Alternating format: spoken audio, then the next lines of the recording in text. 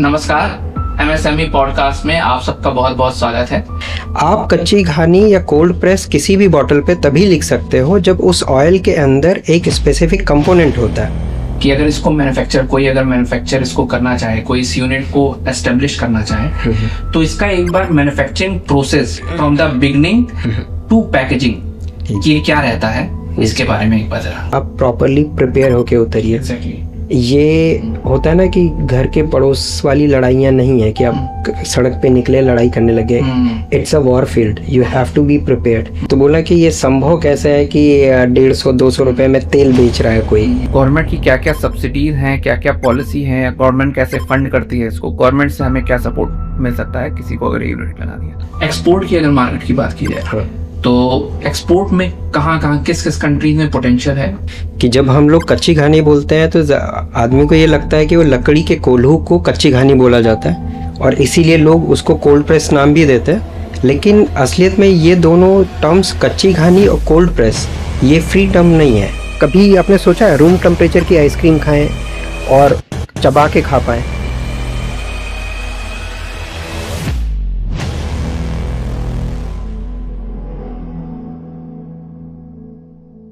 नमस्कार, MSME podcast में आप सबका बहुत बहुत स्वागत है। आज हमारे बीच अवध प्रीमियम इंटरनेशनल से मिस्टर अमर जायसवाल बैठे हुए हैं, जिनका बहुत ही यूनिक प्रोडक्ट है डिहाइड्रेटेड फ्रूट्स एंड वेजिटेबल्स और आपका कोल्ड प्रेस्ड ऑयल। ये ऐसे प्रोडक्ट्स हैं जो बहुत ही आपके प्रिजर्वेटिव्स फ्री और प्योर प्रोडक्ट्स हैं, जो अयोध्या में इन्होंने यूनिट लगाई है और इसको यहाँ पे बना रहे हैं। एमएसएमई पॉडकास्ट का ये फर्स्ट एपिसोड है और इसका पर्पस ये है कि आज के एआई के जो फेस चल रहा है, जिससे सर्विस सेक्टर्स अफेक्ट हो रही हैं, उसमें जो सेक्टर्स से बचे हुए हैं वो मैन्युफैक्चरिंग यूनिट्स हैं, क्योंकि ये टेंजिबल प्रोडक्ट्स हैं जिसको हम लोग छू सकते हैं, देख सकते हैं, महसूस कर सकते हैं और ये उतना अफेक्ट नहीं हो रहा है एआई का इन पे। इंडिया की अगर इकोनॉमी की बात की जाए तो 17% 18% जीडीपी में कॉन्ट्रीब्यूशन मैन्युफैक्चरिंग का है, जो कि बहुत कम है, और सर्विस सेक्टर का करीब 55% है। अगर इसको और सस्टेनेबल ग्रोथ देनी है तो मैन्युफैक्चरिंग का, जैसे पड़ोसी देश में 55% के करीब या 52% के करीब आपकी मैन्युफैक्चरिंग पे डिपेंडेंसी है, वो इंडिया में भी हमको बढ़ानी पड़ेगी, तब हम इन सब कमिंग थ्रेड से हम अपने देश को बचा सकते हैं। तो स्वागत करते हैं श्री अमर जायसवाल जी का, और उनसे मैं चाहूँगा कि वो अपने इंडस्ट्री के बारे में एक ब्रीफ डिस्क्रिप्शन दें ताकि हम इसको जान सकें। नमस्कार सुमित जी, थैंक यू, आपने इनवाइट किया इस पॉडकास्ट के लिए। और हम लोग जैसा आपने बताया कि काफ़ी नई तरीके की इंडस्ट्री लगा रहे हैं, जो कि अयोध्या में शायद पहली है, जो डिहाइड्रेशन ऑफ वेजिटेबल्स और फ्रूट्स पे काम कर रही है, निर्जलीकरण सब्जी और फलों का करके। और इसका मेन इंटेंशन यही है कि जो सब्जी और फल यहाँ पे ये पूरी बेल्ट में या अयोध्या रीजन में बहुत अच्छा होता है, लेकिन क्या होता है कि वो पेरिशेबल एंटिटी है, तो उसकी शेल्फ लाइफ बहुत कम होती है। तो निर्जलीकरण एक अपने आप में बिना किसी प्रिजर्वेटिव को यूज़ किए शेल्फ लाइफ बढ़ाने का तरीका है। तो अगर हम कुछ टेक्निक्स हैं जिससे अगर हम निर्जलीकरण करते हैं या डिहाइड्रेशन करते हैं तो नेचुरली वेजिटेबल्स की शेल्फ़ लाइफ जो है वो 1 से 2 साल हो जाती है। और कुछ फ्रूट्स में या फ्रीज ड्राइंग टेक्निक्स हैं, उस केसेस में 5 से 25 साल तक हो सकती है ideally, in ideal conditions of preservation. तो इसमें किसी प्रिजर्वेटिव की ज़रूरत नहीं है, किसी एडिटिव की ज़रूरत नहीं है, ये एज इट इज़ नेचुरल और ऑथेंटिक प्रोडक्ट्स हैं। आप ये जानना चाहेंगे कि जैसे जो एक प्रोसेस है, टोटल प्रोसेस, कि अगर इसको मैन्युफैक्चर इसको करना चाहे, कोई इस यूनिट को एस्टेब्लिश करना चाहे, तो इसका एक बार manufacturing process from the beginning to packaging ये क्या रहता है, इसके बारे में एक बार जरा हमको बताइए। तो होता क्या है कि आपको कुछ चीज़ें बहुत, और फूड इंडस्ट्री थोड़ा रेगुलेटेड इंडस्ट्री है और ये इन चीज़ों के उत्पाद की डिमांड जो है ज़्यादातर विदेशों में ज़्यादा है। इंडिया में भी धीरे धीरे ये डिमांड्स बढ़ रही हैं। अभी मैं आपको मोटा मोटा इस प्रोसेस लाइन को बताता हूँ क्या करना है। तो आपके पास मान के चलिए रॉ मटेरियल है, वो रॉ मटेरियल आपके फैक्ट्री प्रेमिसेस में है। प्रेमिसेस में आने के बाद रॉ मटेरियल क्या हुआ है? रॉ मटेरियल हुआ सब्जियाँ। तो आपको पहले डिसाइड करना है कि आप किस चीज़ का डिहाइड्रेशन करना चाहते हो, अलग अलग चीज़ों के डिहाइड्रेशन के लिए अलग अलग तरीके की टेक्निक्स हैं जो फीजिबल हैं, कुछ कमर्शियली वाइबल हैं, कुछ रिसर्च ओरिएंटेड हैं या state of the art technologies हैं। तो उसमें और कई फैक्टर्स हैं, हम लोग जब डिटेल में जाएंगे तो उसको मैं बताऊंगा। तो अभी मैं एक एग्जांपल लेता हूँ कि सब्जी का ले लेता हूँ। कोई भी एक सब्जी है या पालक ले लीजिए, टमाटर ले लीजिए, वो आपके प्रेमिसेस पे आई। पहली चीज़ है कि उसको थोड़ा ठंडा करना, क्योंकि जो एम्बिएंट टेम्परेचर होता है वो ज़्यादा रहता है तो एंजाइम एक्शन काफ़ी फास्ट हो जाता है। तो जब आप उसको हल्का सा ठंडा करते हैं, नॉर्मल टेम्परेचर पे ले आते हैं, उसके बाद आप उसको धोते हैं या डीप क्लीनिंग करते हैं तो बबल वॉश किया जा सकता है, ओजोन वॉशिंग या ओजोनिफाइड वॉशिंग की जा सकती है। और वो करने के बाद फिर उसके बाद आप उसकी या तो स्लाइसिंग करते हैं, स्लाइसिंग मतलब काटते हैं। और डिहाइड्रेशन में एक चीज़ आपको ध्यान रखना है, कोई चीज़ आप काट के अगर डिहाइड्रेट कर रहे हैं तो हर चीज़ जो आप काट रहे हैं उसकी जो थिकनेस है, मोटाई है, वो समान होनी चाहिए। नहीं तो क्या होगा, डिहाइड्रेशन प्रोसेस में कोई ज़्यादा सूख जाएगा, कोई कम सूख जाएगा, इनकंसिस्टेंसी वो मेंटेन रहेगी। और एक बीच में एक प्रोसेस होता है कि अगर आप चाहते हैं कि उसकी न्यूट्रिशनल वैल्यू बरकरार रहे ज़्यादा से ज़्यादा और उसका रंग भी बरकरार है, तो उसमें एक प्रोसेस होती है, उसका हिंदी नहीं पता है मुझे, इंग्लिश में ब्लैंचिंग बोलते हैं। तो उसमें अचानक से विद 1 से 2 मिनट के अंदर उसे अचानक से स्टीम दी जाती है या बहुत गर्म पानी में उसे डुबाया जाता है शॉर्ट ड्यूरेशन टाइम के लिए, और उसके बाद उसमें से निकाल के सडनली उसे आइस कोल्ड बाथ दिया जाता है, ताकि जो अंदर में फलों या सब्जियों के अंदर जो एंजाइम एक्शन हो रहा है, जो उसको आगे मतलब उसकी उम्र को बढ़ा रही है, या उम्र बढ़ाना मतलब जैसे कोई चीज़ ख़त्म होने के बाद वो अपने आप को डिग्रेड करने लगती है, तो वो चीज़ रोकने के लिए ताकि एंजाइम्स वहीं रुक जाए, फ्रीज़ हो जाए। और इसकी वजह से आपका रंग, कलर और उसके टेक्सचर, कंसिस्टेंसी वगैरह काफ़ी हद तक, और न्यूट्रिशनल प्रोफाइल काफ़ी मेंटेन रहती है। अब ये होने के बाद आपके पास स्लाइस्ड प्रोडक्ट मतलब वो टुकड़ों में है, तो अब आप डिसाइड करते हो किस तरीके की डिहाइड्रेशन टेक्निक आपको चाहिए। अगर आपका कंज्यूमर जो है वो मास मार्केट है कि आम हर दुकान पे चाहिए और सस्ते से सस्ता चाहिए, तो ये हमारे अगर देखें तो मतलब ट्रेडिशनली 2000-5000 साल पहले भी ये टेक्निक्स इंडिया में यूज़ होती थी, जिसमें आदमी ये चीज़ों को स्लाइस करके धूप में सुखाया करता था, जो दादी, नानी या पूर्वज थे, और इसके बहुत प्रमाण मिलते हैं। तो ये हम लोगों को या इंडियंस को या किसी भी दूसरी सभ्यताओं में ये चीज़ें बहुत पहले से पता है कि डिहाइड्रेट करने पे चीज़ों को प्रिजर्व करके रखा जा सकता है लंबे समय तक। एक टेक्निक ये होगी, लेकिन इसमें एक प्रॉब्लम क्या आती है कि हवा चली, आसपास का आपका वातावरण उसको प्रदूषित भी करता है, प्लस जो सूरज की किरणें हैं उसमें यूवी रेडिएशंस होती हैं, तो वो भी बहुत सारे न्यूट्रिशनल फैक्टर्स को हार्म पहुंचाती हैं। ये प्रोसेस हम जो कर रहे हैं, हाँ, इसमें machine involvement and manual involvement कहाँ का है, ये मैं आपसे स्पष्ट करें। जी, अब मैं आपको मोटी मोटी 4 डिफरेंट विधाएं बताता हूँ कि डिहाइड्रेशन कैसे किया जाता है। ये हो गया ओपन एयर, जिसमें कोई खर्चा नहीं लगता है, आपको फील्ड में बस उसको सुखाना है। तो स्पेन में देखेंगे और चाइना में देखेंगे, इवन पर्शिया में देखेंगे, तो बहुत सारे ऐसे देश हैं जो टमाटर का अक्सर स्लाइस करके ओपन एयर में डिहाइड्रेट करते हैं, क्योंकि वहाँ पे थोड़ा क्लीन है और हीट कंडीशंस ज़्यादा है। दूसरी टेक्निक आती है सोलर ड्राइंग, तो उसमें सोलर चैम्बर्स बनाए जाते हैं। तो क्या होता है कि सूरज की किरणें आएंगी और ग्लास वॉल या फाइबर वॉल्स रहती हैं और चारों तरफ से पैक्ड रहता है, तो उसमें कंटामिनेशन के चांसेस काफ़ी रिड्यूस हो जाते हैं, लेकिन ख़त्म नहीं होते हैं। तो उन केसेस में क्या रहता है कि सूरज की गर्मी की वजह से अंदर का जैसे ऐसा डूम जैसा चैम्बर बना, उसमें ट्रेज रखी गई, आपने अपना प्रोडक्ट डाल दिया, धीरे धीरे धीरे सूरज की गर्मी की वजह से वो सूखती रहती है, निर्जलीकरण होता है। लेकिन उसमें टेक्निक क्या, बाहर से उसमें हवा आनी एक तरफ से, अंदर हवा गर्म होगी और गर्म होकर फिर दूसरी तरफ से निकल जानी है।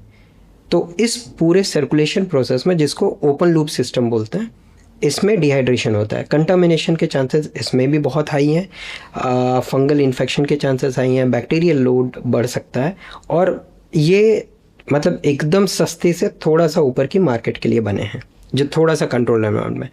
तीसरी टेक्निक है कि जिसको हम लोग कन्वेंशनल इलेक्ट्रिक ड्राइंग बोल सकते हैं।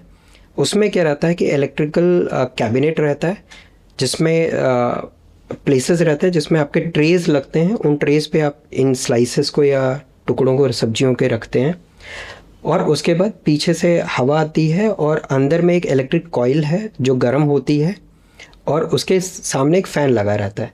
तो हवा आई, इलेक्ट्रिक कॉइल पे हवा गर्म हुई, फ़ैन ने उस गर्म हवा को इन ट्रेज़ के ऊपर जो सब्जियां रखी उसके ऊपर से पास हुआ और बाहर निकल गई। तो ये जब गर्म हवा सरफेस से होके निकली तो उसने मॉइस्चर अब्जॉर्ब कर लिया।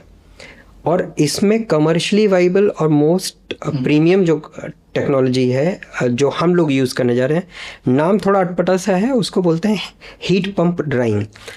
तो ये टेक्निक में क्या होता है कि ये क्लोज लूप है, तो इसमें जो हवा जब आपने दरवाज़ा बंद किया वो अंदर है और कंटामिनेशन के चांसेस ऑलमोस्ट नेग्लिजिबल है। जितनी भी ये टेक्निक बताई, हाँ, जैसे अगर कोई नया मैन्युफैक्चर करने जा रहा है, हाँ, किसी को नया स्टार्ट करना है, उसके पास फंड की अभी उतनी नहीं है क्षमता जी, तो कोई एक ऐसा ऑप्टिमम सॉल्यूशन जिससे कम से कम कंटेमिनेशन भी हो और वो वायबल भी हो, प्रोजेक्ट भी वायबल बने, तो वो कौन सा सॉल्यूशन है? अगर किसी को स्टार्ट करना है या मतलब नॉर्मल तरीके से शुरू करना है और थोड़ा सा प्रीमियम प्रोडक्ट में जाना है, तो मैं सजेस्ट यही करूँगा कि आप लार्ज प्रोडक्शन में ना जाके स्मॉल प्रोडक्शन में जाइए, क्वालिटी बनाइए, और क्वालिटी के लिए जो आपको मशीन सेलेक्ट करनी चाहिए, ये मेरा पर्सनल ओपिनियन है, इसके लिए आपको कन्वेंशनल इलेक्ट्रिकल ड्राइंग यूज़ करनी चाहिए।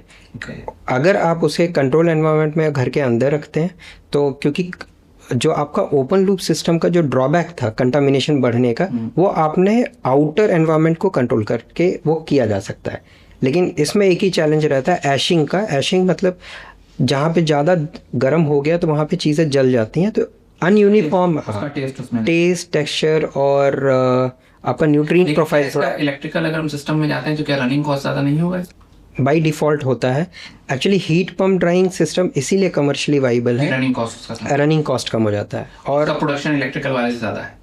प्रोडक्शन नहीं, इलेक्ट्रिकल वाले से ज़्यादा कम की नहीं है, उसमें कंसिस्टेंसी मेंटेन रहती है, क्वालिटी बहुत हाई होती है हीट वाले में, हीट पंप ड्राइंग में। एक्चुअली नाम हीट पंप ड्राइंग है, वो टेक्नोलॉजी में बता देता हूँ। जैसे हमारा फ्रिज होता है, तो हम फ्रिज जब खोलते हैं तो कंप्रेसर लगा होता है। फ्रिज का काम क्या है कि अंदर के चैम्बर को ठंडा करना और उस चैम्बर से गर्मी निकाल के आउटर एनवायरनमेंट डिसिपेट करना, जो कि आपके रेडिएटर या जो पीछे लगा रहता है फ्रिज में, उसको बोलते हैं। सेम चीज़ को उल्टा कर दीजिए। अच्छा। वो बाहर ठंडा करेगा, ठंडा तभी कर पाएगा जब उसको ट्रांसफ़र करेगा हीट को। तो हीट अंदर ट्रांसफ़र होती है यूनिफॉर्मिटी के साथ, कंट्रोल्ड मॉइस्चर, कंट्रोल्ड टेम्परेचर के साथ। तो आपका यूनिफॉर्मिटी बनी है, बाहर से हवा आनी नहीं है कि जो उसको लेके जाए, क्योंकि जो एयर में मॉइस्चर आया वो कंप्रेसर जाके वो कंडेंस कर देगा और बाहर आपका पानी की ड्रॉपलेट्स गिरती रहेंगी। वही है मॉइस्चर जो उसके अंदर से रिलीज़ हुआ है। और कोई भी चीज़, सब्जियां ख़राब होने का एक जो मेजर रीज़न है, जो रिसर्च करते हैं उनको पता होगा, और पार्डन मी अगर मेरे से कोई मिस्टेक भी हो, क्योंकि कारण क्या है कि मैं सिर्फ इस चीज़ में रिसर्च 2 या 2.5 साल से ही कर रहा हूँ। उसके पहले मेरा फील्ड हेल्थ केयर में था। मैं CT स्कैन मशीन से, एक्सरे मशीन्स का जावा डेवलपर था, तो थोड़ा सा ट्रांसिशन है। बट जो सब्जियां ख़राब होती हैं उसका एक मेन कारण है, उसे बोलते हैं वाटर एक्टिविटी। तो जितना ज़्यादा पानी सब्जियां किसी चीज़ में 2 प्रकार से होता है, एक होता है बॉन्डेड वाटर, एक होता है अनबाउंडेड वाटर। बॉन्डेड वाटर मतलब मॉलिक्यूलर, उनका जो मतलब मॉलिक्यूल लेवल पे वो अटैच हो गए हैं, वो निकलेंगे नहीं। अगर वो निकलेंगे तो कंपाउंड बदल जाएगा। एक अनबाउंडेड वाटर क्या होता है कि वो पानी, वो मॉइस्चर का काम करता है उसको रखने के लिए, या उसको जो कोई भी सेल है उसके अंदर लिक्विडिटी या मॉइस्चर ही, मतलब ये वाटर कंटेंट है जो फ्लूइडिटी बना के रखता है। तो होता है क्या कि जितना ज़्यादा रहेगा, कोई भी एंजाइम एक्शन, किसी भी बैक्टीरिया को कोई काम करने के लिए, वायरस को फैलने के लिए, उसे आइडियल कंडीशन मॉइस्चर तो चाहिए। तो प्रिजर्वेशन का साइंटिफिक रीज़न यही है कि वाटर एक्टिविटी जितनी आप कम कर देंगे उतना ही आपका क्वालिटी जो है डिहाइड्रेशन की बढ़ गई और उसकी शेल्फ लाइफ बढ़ गई। तो जैसे फ्रीज ड्राइंग का एग्जांपल है, तो फ्रीज ड्राइंग पे जो वाटर मॉइस्चर कंटेंट है वो 2% से नीचे चला जाता है, और 2% जाना आप ये समझ सकते हैं कि 20 kg रॉ मटेरियल का डिहाइड्रेट करने के लिए 8 से 12 घंटे लगते हैं फ्रीज ड्राइंग में, और 20 kg इनपुट लेके आपको हार्डली आउटपुट जो मिलेगा 2 kg से कम मिलेगा। ठीक है, इतने कम के लिए 90% मॉइस्चर एक तरीके से। हाँ, डिपेंड करता है कि जैसे टमाटर लेने 98% उसमें मॉइस्चर रहता है, 2% ही आपको आउट हाँ मिलेगा। तो बट अब मशीन की कॉस्ट से आप अंदाज़ा लगा सकते हैं कि मॉइस्चर कम करना सुनने में बहुत आसान लगता है, लेकिन होता क्यों डिफ़िकल्ट है, क्योंकि जो फ्रीज ड्राइंग मशीन है उसकी इस लोड की 20 kg बैच के जो उसका कॉस्टिंग है 24-25 लाख से लेके, सिर्फ मशीन की बात कर रहा हूँ, वो 35 लाख के आसपास तक की आती है। मतलब डेली प्रोडक्शन उसका जो होगा वो 2 kg का होगा पर बैच। तो एक दिन में आप ज़्यादा से ज़्यादा 2 या 3 बैच ले सकते हैं, प्रोवाइडेड। और गांव में और कस्बों में कभी भी ये यूनिट लगाएं तो हमेशा इंश्योर करें कि कंटिन्यूस इलेक्ट्रिसिटी चाहिए होती है। एक फेनोमेना होता है कि होता है क्या है कि जैसे आपका प्रोडक्ट जो ठंडा है तो एंजाइम एक्शन थोड़ा स्लो रहते हैं, इसलिए जैसे थोड़ा सा आप हीट करेंगे तो एंजाइम एक्शंस बढ़ जाएंगे। तो जैसे आपने ट्रे को लगा दिया मशीन में और हीटिंग चालू हो गई, आधे घंटे 1 घंटे 2 घंटे के अंदर वो ऑप्टिमल टेम्परेचर पे पहुंचा जहाँ पे वो मॉइस्चर को रिलीज़ कर रहा है, लाइट चली गई, तो उस केस में highest level of water activity support कर रहा है कंटामिनेशन के लिए नहीं, उसके इंटरनल डिग्रेडेशन के लिए, स्टेलिंग के लिए, सड़ाने के लिए, ख़राब करने के लिए। ओके। सैटेड फ्रूट्स के साथ सर का एक और प्रोडक्ट है कोल्ड प्रेस्ड ऑयल। ये प्रोडक्ट काफ़ी यूनिक है। कच्ची घनी का तेल जो हम सब ने सुना होगा कि इसको हम लोग सरसों का तेल, जो कि काफ़ी कम टेम्परेचर पे, जो पहले शायद बैल के थ्रू, बैल को घुमा घुमा के किया जाता था ताकि उसका टेम्परेचर जो है कम रह सके, तो उतनी प्योरिटी उसमें मिलती है। तो अमर जी एक बार इसके बारे में जरा बताइए, ये प्रोडक्ट कैसे आया और इसको आप कैसे वो पुरानी ट्रेडिशनल वैल्यूज को इसमें मेंटेन कर रहे हैं, इसको न्यूट्रिएंट्स को मेंटेन कर रहे हैं इसमें।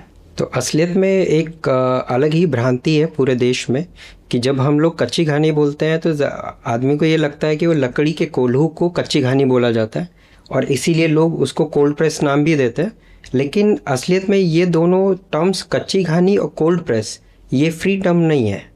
अगर आप फसाई, जो कि FSSAI जिसको बोलते हैं, तो ये फूड सेफ्टी डिपार्टमेंट है इंडिया का जो इसको रेगुलेट करता है, उन्होंने क्लियरली डिफाइन किया अपने चैप्टर नंबर 2 में और पेज नंबर 6 पे मस्टर्ड ऑयल के लिए। आप कच्ची घानी या कोल्ड प्रेस किसी भी बॉटल पे तभी लिख सकते हो जब उस ऑयल के अंदर एक स्पेसिफिक कंपोनेंट होता है जिसका नाम है नेचुरल अलाइल आइसोथायोसाइनेट।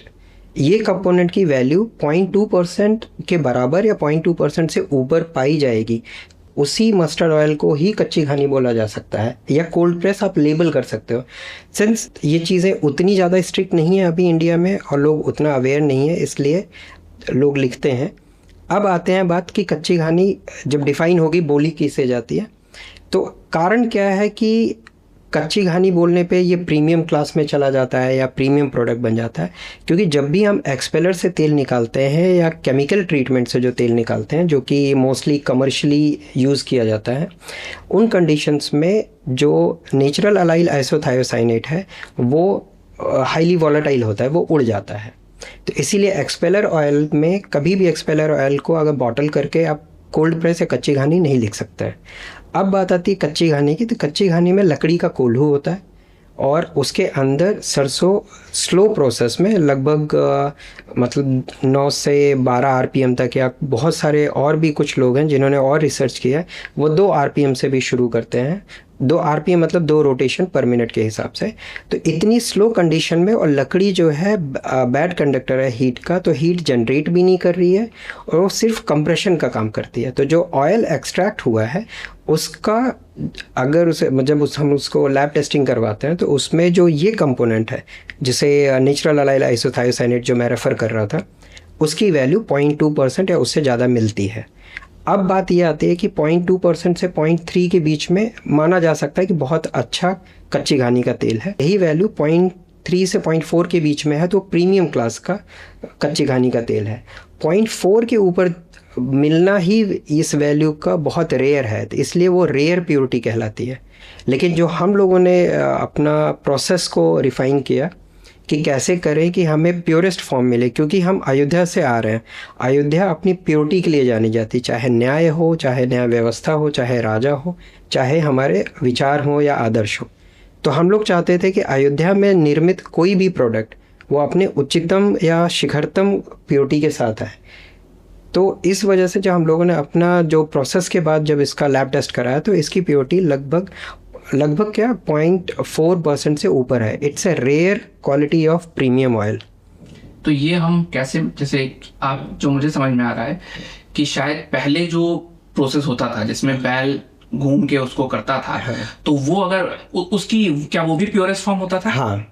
अच्छा। ये अगर उसकी लैब टेस्ट कराएंगे तो आपको जाहिर सी बात है उसकी जो प्योरिटी लेवल है, या इसको एक्चुअली लेमैन टर्म्स में अगर आम भाषा में मैं बोलूँ तो पंजेंसी, जैसे झाज या कोई लोग झार बोलते हैं अवधि में, तो झार को ही डिफ़ाइन करने का वो कंपोनेंट है, जो कि जापानीज़ एक हर्ब होता है, मतलब वहाँ का पत्तियाँ हैं, उसको वसाबी बोलते हैं। तो वसाबी का टेस्ट कभी आप खाएं तो जो मस्टर्ड ऑयल है या मस्टर्ड टेस्ट है सेम है, only because of this component. मतलब तो सिर्फ इसमें कौन सा पैरामीटर है जो इसको डिफाइन करता है? क्या टेम्परेचर है या क्या चीज़ है? हाँ, इसमें दो चीज़ें, प्योरिटी ऑफ द सीड, मतलब बीज की गुणवत्ता, और टेम्परेचर सबसे बड़ा फैक्टर है। सेम सरसों आप कच्ची घानी की मशीन में या लकड़ी के कोल्हू में अगर निकलवाते हैं तो आपकी प्योरिटी ज़्यादा रहेगी। प्योरिटी इन द सेंस कि मेरा यहाँ पे मतलब है कि ये जो कंपोनेंट की वैल्यू थी एलाइल आइसोथायोसाइनेट, इसका परसेंटेज कितना ज़्यादा है उस ऑयल में। वो टेम्परेचर से, टेम्परेचर जैसे हाई होगा तो वो उड़ जाता है, वो उसका परसेंटेज कम हो जाएगा। हाँ। अच्छा, तो इसमें जैसे हम दो चीज़ को लेके चल रहे हैं, एक तो प्योरिटी है और प्रोडक्शन को भी लेके चलना है। तो इस प्रोडक्शन कितना हमारा इसके कारण हैम्पर होता है? प्रोडक्शन बहुत बहुत बहुत ज़्यादा हैम्पर होता है। आप ये मान सकते हैं कि 5 या 10 गुना ज़्यादा स्लो है ये प्रोसेस। कच्ची घानी में जैसे हम लोग जो तेल निकालते हैं तो लगभग 1.5 से 1.25 घंटे में 20 kg सरसों एक बार में बैच प्रोसेसिंग होती है, उसमें से 4.5 से 5.5 लीटर तेल ही निकलता है। और जो नॉर्मल प्रोसेस चल रहा है, जो फास्ट प्रोडक्शन में मतलब मैंने एग्जैक्टली काउंट तो नहीं किया, लेकिन आप ये मान सकते हैं 50 लीटर से 100 लीटर तेल भी निकाल सकता है, जितनी बड़ी मशीन जितना फास्ट चल रही है। नहीं, कितने, मतलब अगर इनपुट और आउटपुट में डिफरेंस आना चाह रहा हूँ। हाँ, इनपुट आउटपुट में देखिए वो एक अलग पैरामीटर है, उसको भी मैं बता देता हूँ। जो नॉर्मल एक्सपेलर ऑयल में निकालते हैं, एक्सपेलर मशीन से निकालेंगे तो आपको अमूमन 32 से 35 या 36% ऑयल मिल जाता है, क्योंकि मस्टर्ड सीड के अंदर ऑयल कंटेंट जो है ऑन एन एवरेज 32-33% के आसपास पाया जाता है। लेकिन कच्ची घानी में उतना, क्योंकि हीट की वजह से ऑयल एक्सपल्शन फास्ट और ज़्यादा होता है, क्योंकि उसके विस्कोसिटी कम हो जाती है, जिसको मतलब उसकी जो गाढ़ापन है वो थोड़ा पतला हो जाता है, तो ऑयल आराम से निकलता है। तो कच्ची घानी में वो कम होता है, क्योंकि इतना फास्ट घूम नहीं रहा है, टेम्परेचर बढ़ नहीं रहा है, तो इसलिए ऑयल ही कम निकलता है। लगभग 18 से 22 या 24% एक्सट्रैक्शन इतना है। तो अगर हम बात करें इन दोनों प्रोसेस की, मॉडर्न प्रोसेस, ट्रेडिशनल प्रोसेस, जिसको आप ट्रेडिशनल फॉलो कर रहे हैं लेकिन मॉडर्न तरीके से फॉलो कर रहे हैं, तो आपका पर लीटर का कॉस्ट एक तरीके से जो मॉडर्न प्रोसेस चल रहा है जिसमें ये परसेंटेज कम आ रहा है, ये कितना बढ़ जाता है, कितना गुना उसका अप्रिशिएट कर जाता है आपका प्राइस? तो अगर हम सिंपल भाषा में समझने की कोशिश करें कि जैसे सरसों, अगर अभी तक जो भी हम प्रोक्योरमेंट कर रहे हैं सरसों का, जो सरसों लेते हैं आम किसान जो यहाँ पे अयोध्या में जो हथीको जहाँ पे ये फैक्ट्री लगी है उसके आसपास से ही ले रहे हैं, तो कई बार सरसों के प्राइसिंग में भी फ्लक्चुएशन आता है। 60 रुपये से लेके 65 रुपये की प्राइसिंग इनपुट फिक्स है। हाँ, तो उस केस में जो आउटपुट आएगा, मतलब जो सरसों 1 लीटर जो सरसों का तेल बनेगा हमको हाथ, मतलब एंड रिजल्ट जो आएगा वो लगभग 317 रुपये से लेके 345 रुपये के आसपास तक 1 लीटर की कॉस्टिंग आती है। और हम लोगों की कॉस्टिंग थोड़ी ज़्यादा आती है, उसका कारण मैं बता देता हूँ। क्योंकि जो हम लोग प्रोसेस, क्योंकि ये प्योरिटी जो आ रही है ऑयल में, एक कारण तो कच्ची घानी का है, वो अमूमन अधिकतर लोग यही कर रहे हैं। लेकिन जो हाई लेवल या रेयर प्योरिटी आ रही है, जो कि मतलब इतनी आ कैसे 0.4 के ऊपर, उसका कारण ऑलरेडी मैं कुछ जो पीएचडी उन्होंने किया है, कुछ लोगों ने जो ऑयल में ही पीएचडी किया, उन्हीं से डिस्कशन के बाद मैं आपको बता रहा हूँ। तो हम लोग क्या करते हैं, 6 स्टेजेस में इसकी प्री प्रोसेसिंग होती है। सरसों के बीज की। तो सरसों का बीज भले ही साफ आता है, बोरियों में आता है, तो बट उस बोरियों से निकाल के दोबारा उसे ओसाया जाता है, या इंग्लिश में डीहाउलिंग बोलते हैं।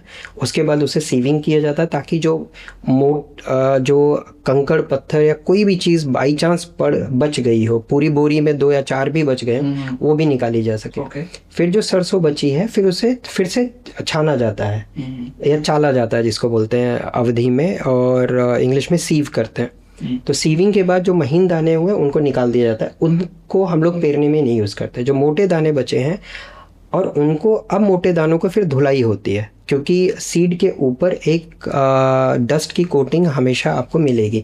कभी भी खेत से सरसों लाइए, सूखी सरसों, आप उसे पानी में डालिए, 2 या 3 मिनट के बाद आपको पानी मटमैला दिखेगा, आंखों से नहीं दिखेगा, बट वो फिर धुलने के वक्त क्या होता है कि जो कुछ दाने मोटे हैं लेकिन उनके अंदर दाना नहीं है, ड्यू टू सम रीज़न वो ख़राब हो गए हैं, वो ऊपर तैरते हैं, और सीड जो हेल्दी सीड है वो बैठ गए हैं, तो वो भी छट गए वहाँ से।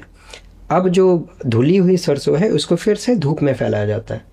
फिर धूप में ऑप्टिमल टेम्परेचर पे सुखाने के बाद फिर उसको स्टोर करते हैं, और स्टोर करने से पहले फिर उससे चलाई होती है, तो ताकि जो कुछ मतलब जो सीड्स थे अंदर से खोखले हैं, पानी उनमें भर गया तो बैठ गए थे गलती से, अब वो सूखने की वजह से श्रिंक हो जाते हैं या सिकुड़ जाते हैं, वो भी छन गए। तो हमारे पास अब जो बचा है बीज, मतलब छठी प्रोसेस के बाद, वो मोटे दाने हैं जिसमें अच्छी खासी वेट रेशियो की अगर बात करें तो आपने जो इनपुट लिया था और ये प्रोसेस करने के बाद वो कितना बचता?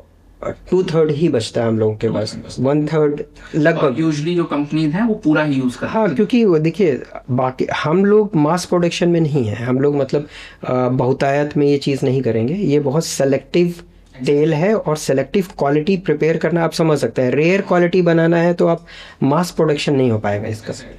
तो अब मैं इसका जस्ट लास्ट एंड पार्ट बता देता हूँ। फिर उसके बाद इसको हम लोग इसका मॉइस्चर चेक करते हैं मॉइस्चर मीटर से, कि सीड में कितना मॉइस्चर बचा है। 6% के आसपास इसका मॉइस्चर जब रहता है तभी इसको स्टोरिंग के लिए रख दिया जाता है। अब जब भी चाहिए होता है तो फिर दोबारा से अब SOP चालू होती है, स्टैंडर्ड ऑपरेटिंग प्रोसीजर जिसको बोलते हैं। तो सरसों लिया, तो जो आदमी पेरने जा रहा है तो उसका पहले मॉइस्चर चेक करेगा कि ऑप्टिमल मॉइस्चर अभी कितना बचा है। उसके बाद फिर इसमें स्प्रिंकलिंग ऑफ वाटर किया जाता है, पानी के छिड़काव किया जाता है। पानी के छिड़काव से क्या होता है कि जो बीज है उसके छिलके जो हैं वो सॉफ्ट हो जाते हैं, और पानी जो है वो तेल को बाहर निकालने में मदद करता है, क्योंकि पानी और तेल एक दूसरे से मिक्स नहीं होते हैं। एक्सपेल्शन थोड़ा ज़्यादा होता है, और ऊपर की जो स्किन है सॉफ्ट हो जाती है, तो आराम से तेल निकल पाए और ज़्यादा तेल आ पाए। तो ये जो प्रोसीजर है जिसमें पानी सीड के मतलब सरसों के बीज पे लगाया जाता है, वो सिर्फ इसीलिए लगाया जाता है ताकि ऊपर की जो चमड़ी है, खाल जिसको बोलते हैं, वो सॉफ्ट हो पाए। ओके। अब अगर मार्केट की बात की जाए, हाँ।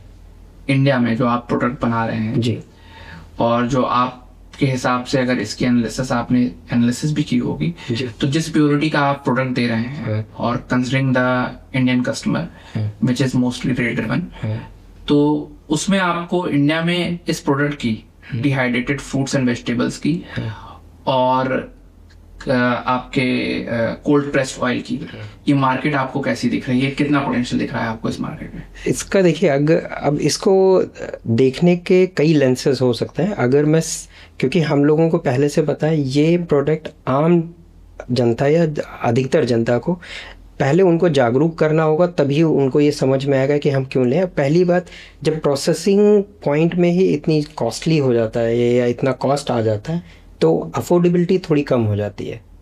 तो इसलिए इसका टारगेट जो है मास प्रीमियम भी नहीं है, इसका टारगेट है प्रीमियम और अल्ट्रा प्रीमियम सेगमेंट।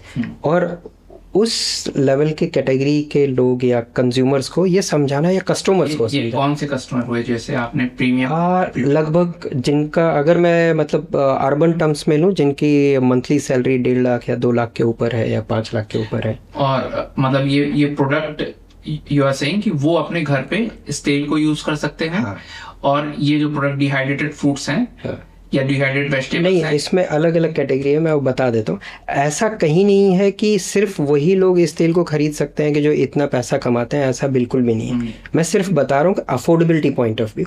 लेकिन अगर अफोर्डेबिलिटी की बात करते हैं, जैसे अभी तो आप इसको बना रहे हैं, हाँ, ठीक है, लेकिन जब इसको मास स्केल पे लाया जाएगा और इंडियन कस्टमर, क्योंकि अगर प्रोडक्ट प्योर है तो क्या मेथड है कि इसकी हम कॉस्टिंग को श्रिंक करके, हाँ और एक, ठीक है मैं ये नहीं कह रहा कि एकदम ग्राउंड लेवल पे, लेकिन एक मिडिल क्लास और नॉर्मल क्लास के लिए भी इस प्रोडक्ट को अवेलेबिलिटी बनाई जा सके, क्योंकि वो apart from everything, the quality aspect and everything, वो रेट भी एक बहुत मेजर फैक्टर रहता है। हाँ, लेकिन असलियत में देखिए, अगर आप एक मोटा हिसाब लेके चलें, जो कि हमारे कुछ यूपी में गोंडा से एक मिनिस्टर है, उन्होंने भी स्टेज पे एक्चुअली ये सब बोली है, तो बोला कि ये संभव कैसे है कि 150-200 रुपए में तेल बेच रहा है कोई। तो सच्चाई यही है। आपको अगर देखना है, कोई बहुत सारे आपको ई कॉमर्स प्लेटफॉर्म है, मैं नाम नहीं लूँगा वहाँ पे, तो वहाँ पे आप देखेंगे आपको 200 रुपये में भी सरसों का तेल मिलता है। ई कॉमर्स प्लेटफॉर्म जो अपना चार्ज करते हैं, इवन डिलीवरी जो कॉस्ट है, होम डिलीवरी जो कॉस्ट है, वही 65 से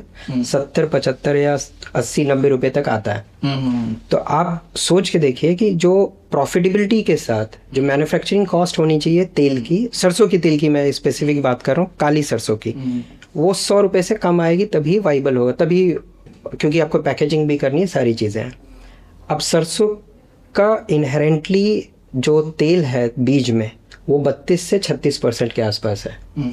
तो आपको लगभग 3 से 3.25 या 3.5 kg सरसों चाहिए होगी 1 लीटर तेल निकालने के लिए।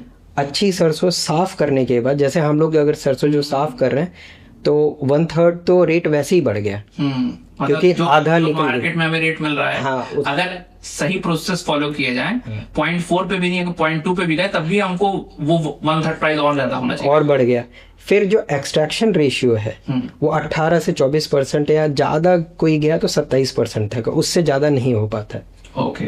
तो इसलिए इसका प्राइस पॉइंट ऑफ व्यू कम करना, मतलब ऐसा नहीं है कि असंभव नहीं है, कोई और टेक्नोलॉजीज डेवलप होंगी या कोई और टेक्निक से किया जा सके, लेकिन हाँ, कच्ची घानी चला के ये बहुत कम है। तो जिन लोगों को पता है वो जानते हैं कि कच्ची घानी का प्योर ऑयल 400 के नीचे रिटेल में, मतलब ये रेयर है। मतलब आज के टाइम पे मार्केट में क्या रेट चल रहा है कच्ची घानी जैसे बोल के बेच रहा है? सर, जितना भी सरसों का तेल के बॉटल देखेंगे, हर कोई कच्ची घानी लिखता है। तो असलियत में मतलब गवर्नमेंट ऑफ इंडिया भी इसके लिए, मतलब ऐसा नहीं है कि पता नहीं है लोगों को, उनको भी पता है, लेकिन प्रॉब्लम क्या है कि हमारा देश जो है ऑयल, एडिबल ऑयल डेफिसिट है, तो इसलिए हमको तेल बाहर से मंगाना पड़ता है। तो अगर ये ऐसी कमोडिटी हैं जो रोज़ यूज़ होती हैं, इस पर ज़्यादा कुछ लगाम आई तो चीज़ें महंगी हो जाएंगी और चीज़ें बढ़ जाएंगी। मतलब वो मिक्स होके साफ हो रहा है। ब्लेंडिंग हो, क्या रेट है रेगुलर एक प्राइस मार्केट में जो अभी चल रहा है? जैसे आपने बताया कि 400-450 से नीचे नहीं हो सकता, हाँ, वाइबिलिटी नहीं आएगी, लेकिन एक्चुअल में मार्केट में क्या रेट? मार्केट में 250 में भी अवेलेबल है। कुछ लोग हैं कि 200 से शुरू करते हैं। इसकी क्या क्या ड्रॉबैक है? तो मार्केट में सरसों का तेल बिक रहा है जो 250 रुपए में, आप बता रहे हैं 300 रुपए में। देखिए, एक सबसे बड़ी विडंबना अपने देश की ये है कि असलियत में अगर एडल्ट्रेशन देखा जाए, मैं ये नहीं कह रहा हूँ कि कौन कर रहा है एडल्ट्रेशन, कौन नहीं कर रहा है, वो पब्लिक प्लेटफॉर्म पे बोलना ठीक भी नहीं रहता, और मैं उतना अभी तक काबिल नहीं हूँ, या तो फिर मेरे पास अथॉरिटी हो, लेकिन थोड़ा सा अफोर्डेबिलिटी को हटा दिया जाए तब मैं बात करता हूँ, क्योंकि जब अफोर्डेबिलिटी आ जाती है तो फिर काफ़ी चीज़ें मतलब एथिकल लगने लग जाती हैं, जो कि अनएथिकल है, कि जैसे ब्लेंडिंग अनएथिकल है, तो लेकिन अगर अफोर्डेबिलिटी देखें तो एथिकल हो जाती है। तो अगर अफोर्डेबिलिटी हटा दें तो, और तब हमको पता चलेगा कि ब्लैक मस्टर्ड ऑयल का बिना ब्लेंडिंग के आप 200 रुपये में ई कॉमर्स पे नहीं बेच पाओगे शायद, जितनी मेरी अभी तक की अंडरस्टैंडिंग है। तो no hard answers to that. और बहुत सारे जो अच्छे ब्रांड्स हैं उसमें कई सारे हैं जिनका मस्टर्ड ऑयल आप देखने जाएंगे या ख़रीदने जाएंगे जो रियली में प्रीमियम, या जिसको हम लोग एक्स्ट्रा वर्जिन ऑयल बोलते हैं, कि जिसमें ज़्यादा किसी का हाथ नहीं लगा है और साफ़ सुथरे तरीके से किया जाता है। हाइजीन फैक्टर बहुत मैटर करता है।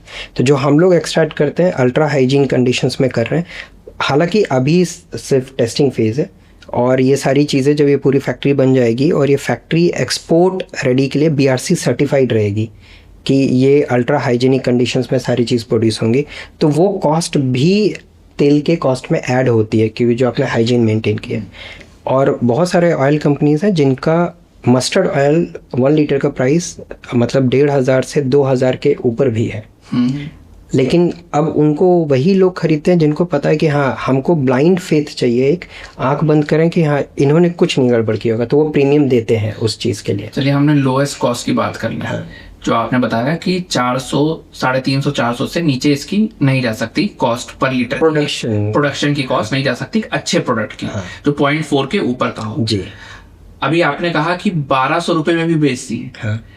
तो हाईएस्ट कॉस्ट कितनी जा सकती है प्योरिटी लेवल? आपके ऊपर है। देखिए आप मार्केट में कैसे पोजीशनिंग करते हैं। जैसे एग्जांपल ले लीजिए, जैसे मैं चश्मा पहनता हूँ, तो चश्मे, जैसे ये चश्मा है, ये सिर्फ मात्र 3 ग्राम का चश्मा है, ये सिलेउट का है, ये ऑस्ट्रिया से आता है और इसकी कॉस्टिंग आती है 30,000 के ऊपर का, लेंस अलग है।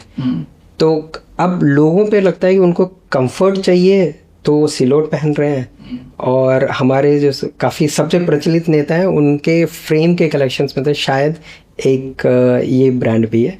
और इसमें इतना हल्का होने की वजह से, जैसे मुझे चाहिए कि मुझे पता ना चले कि मैंने चश्मा पहना है और लगातार मैं पहने रहूं, तो इसीलिए मेरी प्रेफरेंस हमेशा ये है। तो ऑयल में भी अगर बहुत हेल्थ कॉन्शियस कोई है, पूरी फैमिली या माएँ हैं या बूढ़े लोग हैं, तो उनको चाहिए कि तेल, सबसे ज़्यादा हम डेली तेल ज़्यादा कंज्यूम करते हैं, तो उससे होने वाली जो नुकसान है वो कम हो, तो उस वजह से भी आदमी हाई क्वालिटी या हाई प्योरिटी में जाता है। मैन्युफैक्चरिंग के पॉइंट ऑफ व्यू से ही मेरा नेक्स्ट क्वेश्चन है, जो बेसिक 4 चीज़ें होती हैं। हाँ। एक व्यक्ति को इंडस्ट्री लगाने से पहले, land, machinery, capital and licences.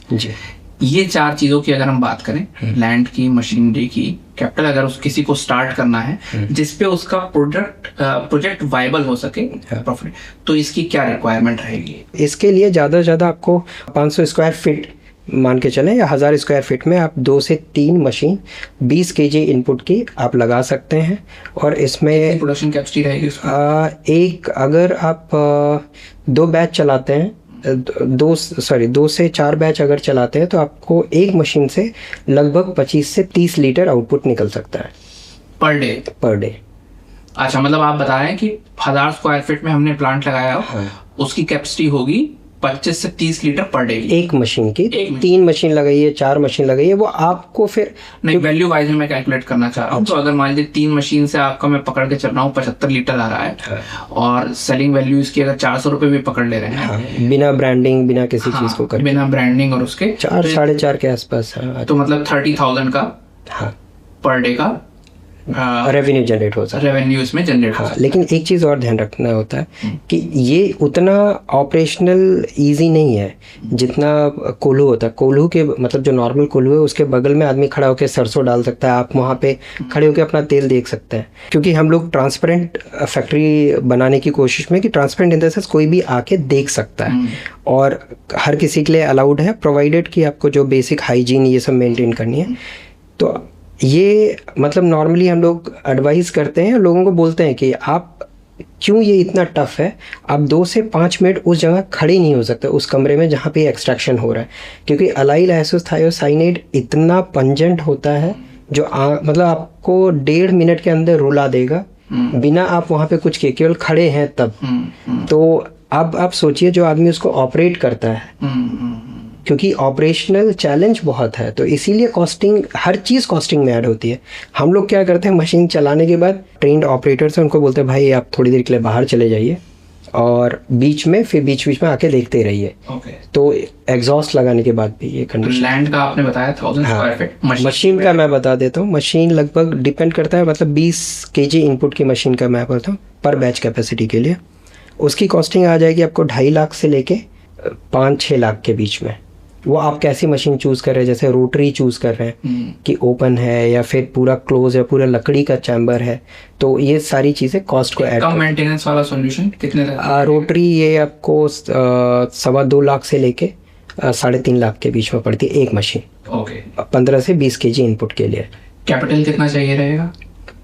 Overall capital आपको लगभग ज़मीन मशीन हटा के आपको 15 से 20 लाख, जिसमें आपका रॉ मटेरियल प्रोक्योरमेंट हो, क्योंकि रॉ मटेरियल आप ये सीजनल सीड्स हैं, आपको प्रॉपर्ली उसको रखना होगा, प्रॉपर्ली वॉश करने के बाद आपको सुखाना होगा, फिर आपको लेबर चाहिए होगा, और पहली बात रॉ मटेरियल आपको रखना है, फिर उसके बाद उसको प्री प्रोसेसिंग करने के बाद फिर आपको स्टोरेज करके रखना है। और अभी हम लोग जो यूज़ कर रहे हैं तो उसमें हम लोगों की फैक्ट्री में कोई भी फ़िल्टर नहीं लगा है, कोई नो मैकेनिकल फ़िल्टर। हम लोग सेडिमेंटेशन, जो गुरुत्वाकर्षण से जो पार्टिकल्स होते हैं बैठ जाते हैं, तो जैसे तेल की पेराई होने के बाद 5 से 7 दिन के लिए तेल छोड़ दिया जाता है SS 3.4 ग्रेड के टैंकर्स में। तो उसमें क्या होता है कि जो छोटे कण होते हैं वो बैठ जाते हैं, सिर्फ ऊपर की ऑयल हम लोग एक्सट्रैक्ट करते हैं। तो आप ये मान के चलिए 8 से 12% जो तेल और काट के साथ वो भी वेस्टेज में जाता है, तो वो भी एडिशनल कॉस्ट होती है एक्चुअली। ओके तो मतलब आपने बताया ज़मीन हटा के करीब 8-9 लाख की मशीनरी का इन्वेस्टमेंट है, फिर उसके बाद 15 से 20 लाख रॉ मटेरियल का इन्वेस्टमेंट। हाँ, 15 से 20 ना भी रहे तो मतलब 4 से 5 लाख तो लगता ही है। लगेगा। फिर आपका ऑपरेशनल कॉस्ट पड़ता है, बिजली का खर्चा, मैन पावर का। मैन पावर की रिक्वायरमेंट कितनी रहती है? मैन पावर की पर मशीन के लिए मतलब 2 मशीन के लिए एक आदमी कर सकता है, लेकिन थोड़ा चैलेंजिंग रहता है। हमेशा हम लोग सजेस्ट करते हैं या रेकमेंड करते हैं 2 मशीन, मतलब अगर 5 मशीन है आपके पास या 6 मशीन है तो आइडियली आप 3 आदमी रख के काम कर सकते हो, लेकिन हमारा रिकमेंडेशन 4 रखिए, क्योंकि किसी दिन कोई नहीं आया या कोई प्रॉब्लम है उसको अचानक 5-6 लोगों में मैक्सिमम ये यूनिट चल सकती है। हाँ, फिर आपका पैकेजिंग है, बॉटलिंग है, और जितना प्रीमियम प्रोडक्ट आप बना रहे हैं उसकी पैकेजिंग उतनी ही प्रीमियम रखनी ज़रूरी है। और किसी को भी पैकेजिंग के बारे में अगर ज़्यादा जानकारी लेनी हो किसी भी फील्ड का, वेजिटेरियन नॉन वेजिटेरियन प्रोडक्ट, तो अपने देश में कई सारे नेशनल लेवल के इंस्टीट्यूट्स हैं। उस चेन का नाम है इंडियन इंस्टीट्यूट ऑफ पैकेजिंग, जो कि बॉम्बे से शुरू हुआ था, दिल्ली में है। अभी मैं 1 महीने की ट्रेनिंग लिया हूँ बैंगलोर से, इंडियन इंस्टीट्यूट ऑफ पैकेजिंग से, और ताहिर सर हैं जो डायरेक्टर हैं दिल्ली में, मैं पर्सनली उनसे भी मिल के आया। तो पैकेजिंग पे इतना बड़ा इंस्टीट्यूट बनना, इसको प्रमोट करना, ये क्यों ज़रूरी है? क्योंकि कई बार आपका प्रोडक्ट बहुत अच्छा है, पैकेजिंग की वजह से आपका प्रोडक्ट ख़राब हो जा रहा है। पैकेजिंग, और मैं जो रेफ़र कर रहा हूँ वो ये नहीं है कि जैसी चीज़ें आपको दिख रही हैं, उस पैकेजिंग की वजह से आपकी गुणवत्ता पे क्या असर पड़ रहा है, क्वालिटी कैसे डिग्रेड कर रहा है पैकेजिंग। जैसे हमारा फ्रीज राइट प्रोडक्ट्स हैं, स्ट्रॉबेरी ले लेते हैं। स्ट्रॉबेरी की इनहेरेंट सेल्फ लाइफ 5 से 25 साल, जैसे मैंने बताई आइडियल कंडीशंस में। पैकेजिंग उसको 6 महीने बना देता है, क्योंकि हम लोगों ने पेट जार्स यूज़ किए। तो पेट जार आइडियल नहीं है, एवरेज मॉइस्चर बैरियर प्रॉपर्टीज़ रखता है। दिखने में, आम लोगों की नज़र में दिखने में लगेगा कि हाँ अरे इसमें तो मॉइस्चर थोड़ी नहीं जाएगा, लेकिन वो एवरेज है, 3 से 4 महीने के अंदर मॉइस्चर चला जाता है। कॉस्टिंग कम कर सकते थे इसको प्लास्टिक बॉटल में करके जी, लेकिन और पैकेजिंग के और ट्रांसपोर्टेशन के मद्देनजर भी प्लास्टिक बॉटल ही सस्ता है, लेकिन आप इसको जो है कांच की बोतल में ही कर रहे हैं। इसके पीछे क्या रीज़न है? इसके पीछे कारण क्या है कि कांच एक सबसे न्यूट्रल मीडियम माना जाता है फूड ग्रेड मटेरियल्स में। बाकी क्योंकि कांच थोड़ा फ्रेजाइल होता है, गिरने पे टूट जाता है या उसके अपने चैलेंजेस है। सबसे बड़ी चीज़ है इसका वेट होता है, वज़न बहुत ज़्यादा होता है। तो अगर ये आधी लीटर की बोतल है, आप इसे वेइंग मशीन पे रखेंगे तो 910 या 935 ग्राम आएगा, तो लगभग डबल कर दे रहा है इसका वेट। बट बेनिफिट ये है कि ये आपके फूड मटेरियल से इंटरेक्ट नहीं करता है, न्यूट्रल रहता है। पहला सबसे बड़ा बेनिफिट ये है। और इसमें जो शेल्फ लाइफ है, क्योंकि इसमें कोई भी प्रिजर्वेटिव नहीं यूज़ हुआ, तो बाय डिफ़ॉल्ट प्योर प्रोडक्ट्स की शेल्फ लाइफ कम होगी।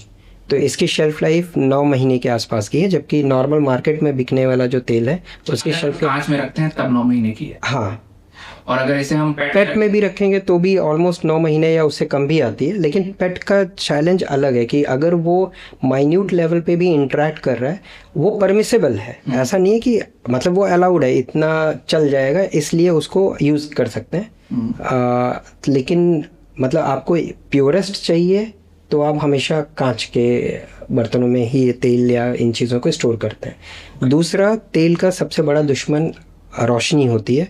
ये आम आदमी इसको बहुत नेगलेक्ट करता है। तो जितना ज़्यादा आप अपने तेल की बॉटल्स को, कोई भी तेल की बॉटल्स को आप जितना डायरेक्ट सनलाइट से बचा के रख पाएँ, उतना ही उसकी प्योरिटी और शेल्फ लाइफ अच्छी रहती है। ओके, तो इसीलिए आपने स्टिकर्स जो है काफ़ी बड़ा डार्क रखा है, डार्क रखा है ताकि अभी पेनिट्रेट ना करे। और जो भी आपको स्टिकर दिख रहे हैं ये तो इनिशियल फेज के स्टिकर्स हैं। फ्यूचर में जाके श्रिंक स्लीव आएंगे, ये पूरा पोर्शन कवर्ड रहेगा, सिर्फ ये एजेस पे ओपनिंग रहेगी ताकि आपको दिखे बॉटल में ऑयल कितना है। और पैकेजिंग, और इस एक चीज़ और भी थी कि इसमें हम लोगों ने 1 लीटर का नहीं किया। वो थोड़ा ध्यान देने वाली बात है कि कुछ लोग जोश में आके या कुछ ना समझी में 1 लीटर की भी बॉटल बना रहे हैं। तो आदमी और फीमेल्स की कलाई में थोड़ा सा अंतर होता है, बायोलॉजिकल अंतर है। तो वेट 1 लीटर तो आपका ऑयल हो गया, लगभग 910 ग्राम के आसपास वजन हो गया, प्लस बॉटल का वजन हो गया, तो 1.5 या 2 लीटर चीज़ आप एक हाथ की कलाई से बार बार ऑपरेट करना थोड़ा डिफ़िकल्ट रहता है। हाँ, तो इसीलिए हम लोगों ने ये जुडिशियसली चूज़ किया कि बॉटल का साइज़ जो कि रिटेल के लिए है वो आधे लीटर में ही रहेगा। अब आते हैं लाइसेंसेस पे जी, जो कि इंडियन गवर्नमेंट से अगर ये इंडस्ट्री किसी को शुरू करनी है किस किस लाइसेंस की रिक्वायरमेंट होती है और उसमें कितना टाइम लगता है?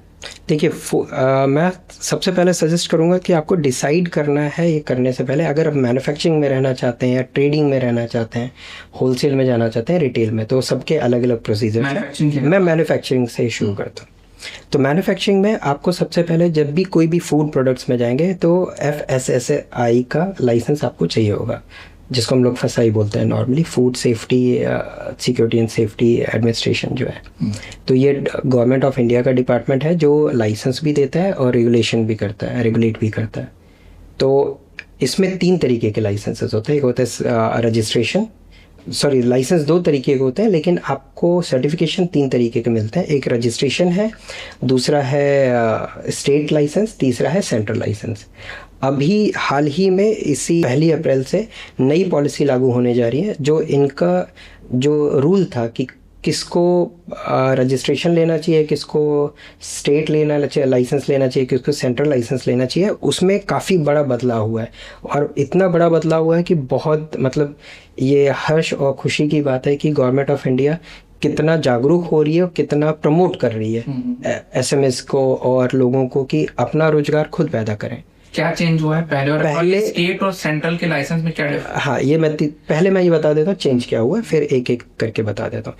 पहला चेंज ये हुआ कि पहले रजिस्ट्रेशन के लिए ये था कि आपका एनुअल टर्नओवर 12 से 12.5 लाख, मुझे एग्जैक्ट फिगर याद नहीं है, लगभग 12-12.5 लाख रुपए से अगर ज़्यादा है तो आपको लाइसेंस लेना पड़ता है, रजिस्ट्रेशन से काम नहीं चलेगा। लेकिन कुछ छोटे उद्यमी हैं, उनको लगता है कि नहीं हमारा इतना नहीं होगा, या शुरुआत में आप पायलट प्रोजेक्ट्स कर रहे हैं, MVP में हैं, मिनिमम वाइबल प्रोडक्ट जिसको बोलते हैं, आप टेस्ट करना चाह रहे हैं मार्केट में, तो आप रजिस्ट्रेशन लीजिए, लोकली आप सेल कीजिए, सप्लाई कीजिए, अपना फीडबैक लीजिए। आपको जब पुख्ता या आपको आत्मविश्वास पूरा आ जाए कि हाँ ये अब हो सकता है, तब आप लाइसेंसिंग के लिए जाइए। अब जो आपका दूसरा क्वेश्चन था उसका आंसर देता हूँ। स्टेट लाइसेंस का मतलब होता है कि आप स्टेट भर में कहीं भी बेच सकते हैं। अदर स्टेट्स में बेचने के लिए फिर आपको सेंट्रल लाइसेंस चाहिए होता है। प्लस दूसरी रिस्ट्रिक्शन होती है कि आपका टर्नओवर कितना है। तो अब मुझे एग्जैक्ट तो नहीं याद है कि, लेकिन ये शायद 3.5 या 5 करोड़ के आसपास का टर्नओवर से नीचे है अब तो स्टेट लाइसेंस पे काम चल जाएगा, और सेंट्रल लाइसेंस शायद 50 करोड़ के ऊपर ऐसा कुछ है। तो आप क्योंकि ये जल्द अभी रिसेंटली कुछ दिन हाल ही के दिनों में ये चीज़ पब्लिश हुई है, तो जैसे आप सर्च करेंगे तो मिल जाएगा ये इन्फॉर्मेशन। तो क्या क्या चैलेंजेस आपने फेस किए इस चीज़ में, जो सुन रहे हैं, जिनको लगाना है अगर यूनिट, तो इस चीज़ पे रहेगी, हाँ ये चीज़ फेस करनी पड़ेगी? एक चीज़, अब जैसे पहले मैं ऑयल का बता देता हूँ, उसके बाद फिर हम डिहाइड्रेशन वाले पे आते हैं। ऑयल में आपको हमेशा ध्यान रखना पड़ेगा जो आपका बीज है उसमें कहीं मॉइस्चर तो नहीं आ रहा है, बीच बीच में चेक करना है। बहुत बड़ा फैक्टर होता है कि अगर एक सीड में भी मॉइस्चर आ गया तो फंगस कहाँ तक डेवलप। आम आदमी क्या करता है, या जो तेल की दुकानों पे कई बार होता है कि जितनी पोर्शन में फंगस दिखी उसने उठा के फेंक दिया, पूरी बोरी या पूरा लॉट नहीं फेंकता है। लेकिन जब आप प्रीमियम प्रोडक्ट में जाते हैं और आपका कभी ये प्रॉब्लम आता है, आपको लॉट रिजेक्ट करना होता है, नहीं तो वो ट्रेसेस मिलेंगे और आपको कितनी सज़ा हो सकती है, कितना बड़ा जुर्माना हो सकता है, ये बहुत बड़ी चीज़ है। तो food manufacturing business ideally India में थोड़ा सा लीनियंट है, लेकिन आप मान के चलिए आने वाले टाइम में गवर्नमेंट बहुत स्ट्रिक्ट होने जा रही है। फूड काफ़ी चैलेंजिंग और काफ़ी रिस्की बिजनेस भी होता है, तो इसलिए नहीं कि कोई डर जाए इससे, इसलिए कि थोड़ा सा सतर्क होकर काम करें। तो ये जो आपने बताया अगर बी आ जाता है तो हेल्थ पे क्या इसका? क्योंकि वो मोल्ड्स हैं, बैक्टीरिया है, तो वो आपके ड्यूरिंग कुकिंग क्या वो नहीं वो होंगे? नहीं, उसका तो मैं मतलब ऑब्जेक्टिव एविडेंस नहीं दे सकता हूँ। इस देखिए होता क्या है कि कई बार आप एग्जैक्टली कुकिंग में कौन सा बैक्टीरिया या कौन सा उसका रेसिड्यूअल खत्म हुआ, न्यूट्रलाइज हुआ कि नहीं हुआ, हमको नहीं पता। तो इसीलिए जब भी हमारे इंडिया से बहुत सारी चीज़ें, अभी आपने जल्दी रिसेंट में न्यूज़ सुनेगी, बहुत बड़ी ब्रांड के मसाले के पूरा लॉट रिजेक्ट हुआ है। तो उसमें पेस्टिसाइड्स वगैरह के कंटेंट ज़्यादा थे। कई बार होता है जैसे जो फार्म प्रोड्यूस जाते हैं, जो कमोडिटी प्रोडक्ट्स हैं, उसमें फंगस लगा। ऐसा नहीं कि जब फंगस लगता है तो अंदर से क्या क्या चीज़ ख़राब कर देता है, उसके केमिकल कंपोजिशन को भी चेंज कर सकता है। चैलेंजेस ये भी है, तो इसलिए अवॉइड करना चाहिए मोल्ड्स। और इसीलिए आदमी बोलता है कि हाँ, आप उसे कुक करके उसको मार सकते हो, लेकिन उसका रेसिड्यू तब भी है। ओके। तो ये तो आपने इसका बताया कोल्ड प्रेस्ड ऑयल का। हाँ, अब दूसरा मतलब एक और चैलेंजेस और भी आते हैं कि जैसे आपके जो एम्प्लॉयज़ हैं जो आपने हायर किए हैं, कल वो बीमार हो गए। और रूरल सेक्टर पे लगाने पे एक और चीज़ है कि आए दिन कभी कहीं से न्योता आता है जो बीमार एज इन जो ये प्रोसेस है इसमें बीमार जो पंजेंट स्मेल आप नहीं उसकी वजह से नहीं, नॉर्मल बीमार हो गए। कि किसी को सर्दी हो गई तो सर्दी जुकाम, तो कई बार आदमी बताता नहीं है कि हाँ मुझे सर्दी हुई है, तो काम करते अगर छींक दिया तो फिर दिक्कत आएगी, या उसे स्नीजिंग आ गई, खांसी आ रही। तो आपको ये चीज़ ध्यान रखना है, क्योंकि और एक चीज़ हमेशा ध्यान रखिए कि फूड इंडस्ट्री में अगर प्रॉपरली करते हैं तो आपके एम्प्लॉयज़ का हर साल मेडिकल चेकअप होना मैंडेटरी है। क्योंकि और दूसरी बात, अगर किसी को सर्दी जुकाम हुआ है और वो अगर ठीक हो गए हैं, तो ठीक होने के बाद 48 घंटे के बाद ही वो काम पे आ सकते हैं। वो ठीक हो गए और मतलब नॉर्मली डॉक्टर से गवर्नमेंट नॉर्म जो आपका हाँ, ये safety norm, food industry practice है, नहीं ये नॉर्म भी है। ओके। क्योंकि जब कई बार होता है ना सडन रेड्स होती हैं या इंस्पेक्शंस होते हैं, तो इसमें ये चीज़ निकल के आती हैं।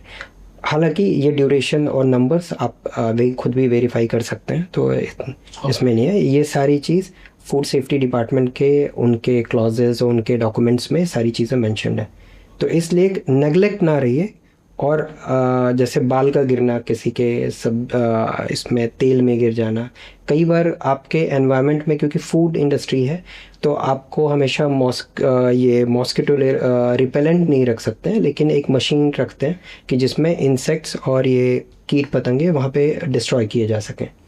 क्योंकि आपने तेल बहुत अच्छे से निकाला, अभी मैं सिर्फ तेल का एग्जांपल दे रहा हूँ, कोई भी एग्जांपल है डिहाइड्रेटेड वेजिटेबल्स का, अच्छे से स्टोर किया, लेकिन आपको पैकेजिंग करते करते अगर उसमें कहीं उड़ के कोई चीज़ आ गई, पैकेज हो गया, तो कई बार आप अब मुझे तो नहीं पता ऐसा इंसिडेंट हुआ नहीं, मान के चलिए हमने पैकेज करके आपको एक बॉटल दी, उसमें आपको मच्छर दिख गया अचानक। इसका मतलब ये नहीं कि हमारी definitely it raises a question या फिंगर से eyebrow on my hygienic conditions, लेकिन कई बार ये अनअवॉइडेबल भी होता है, लेकिन इसे उस लेवल अनअवॉइडेबल ना हो, इसलिए आपको एनवायरनमेंट सेफ्टी, एनवायरनमेंट में आपका रॉडेंट्स ना रहें, इंसेक्ट्स ना रहें, रेप्टाइल्स ना आए, क्रीपर्स ना रहें, ये सारी चीज़ें आपको ध्यान रखनी होती है। तो फूड सिर्फ फूड को साफ रखना नहीं है, उसके चारों तरफ का एनवायरनमेंट भी साफ रहना चाहिए। इसको आप कैसे इंश्योर करते हैं? मतलब ये इसके लिए मुझे तो जब मैं सुन रहा हूँ तो मुझे लग रहा है कि अपार्ट फ्रॉम जो आपने खर्चे बताए, ये भी एक बहुत मेजर कॉस्ट हो जाएगा। जी 100%। तो आपके जो एक्सटर्नल एनवायरनमेंट है, इंटरनल एनवायरनमेंट है, नॉर्मली वो अलग होता है। इंटरनली आपका कंट्रोल्ड एनवायरनमेंट होना चाहिए, पहली चीज़। दूसरी चीज़ लेयर्स ऑफ ये होता है, मतलब इनवर्ड जब कोई आता है, जैसे फैक्ट्री के अंदर घुसता है, तो मतलब वो मल्टी लेयर से होके जब गुजरे, या डबल डोर सिस्टम करते हैं, डबल ट्रैप सिस्टम करते हैं, तो उसमें आदमी आया, उसे डिसइंफेक्टेंट हुआ तो अंदर आ रहा है। और आसपास में आपके झाड़ियाँ या जो घास फूस है वो कम से कम रहें, ताकि मक्खी मच्छर, और आपको चूज़ भी ऐसी जगह लोकेलिटी में करना है। ऐसा ना हो कि आप इंडस्ट्रियल एरिया में लगाएं या किसी भी जगह लगाएं, उस कोने पे लगाएं इंडस्ट्रियल एरिया में जहाँ पे कूड़ा ज़्यादा फेंका जाता होता है। कंटामिनेशन आपका हाई हो गया, कंटामिनेशन बैक्टीरियल लोड हाई हो गया एनवायरनमेंट में, और आपके मक्खी मच्छर की समस्या हमेशा बनी रहेगी। और बरसात में बहुत इनका प्रकोप रहता है, तो आपको सारी चीज़ें और जितनी साफ रख सकें अपने प्रेमिसेस को, वो की चैलेंज है। लेकिन हम जैसे मान लीजिए अगर लैंड है नहीं मिला और उसको खुद के लिए अगर ये सब इंतजाम करना है, हाँ। तो व्हाट ही नीड टू, मतलब कोई मशीन इक्विपमेंट ऐसा है या कुछ ऐसी चीज़ है जिसको ये इंस्टॉल करके ये सब चीज़ों को इंश्योर कर हाँ, सकते हैं? आपका जो इनर एनवायरनमेंट के लिए जो इनर जैसे पफ पैनल बोलते हैं, तो पफ पैनलिंग भी की जाती है। कई बार आपके कंक्रीट के वॉल्स रहते हैं, सारी चीज़ें रहती हैं, प्लस दरवाजे पे जो इंसेक्ट ट्रैप्स लगाए जाते हैं, कोशिश ये करनी होती है कि 5 फीट के हाइट के आसपास उसको लगाया जाए, दरवाजे के सामने नहीं। मतलब कुछ ये डिज़ाइन प्रिंसिपल्स हैं या बेस्ट प्रैक्टिसेस हैं। जैसे आपने दरवाज़ा या जो भी ओपनिंग है उसके सामने लगा दिया, तो जो बाहर के इंसेक्ट हैं वो ज़्यादा अट्रैक्ट होंगे, तो इनफ्लो ऑफ इंसेक्ट्स या कीट पतंगे बढ़ जाएंगे।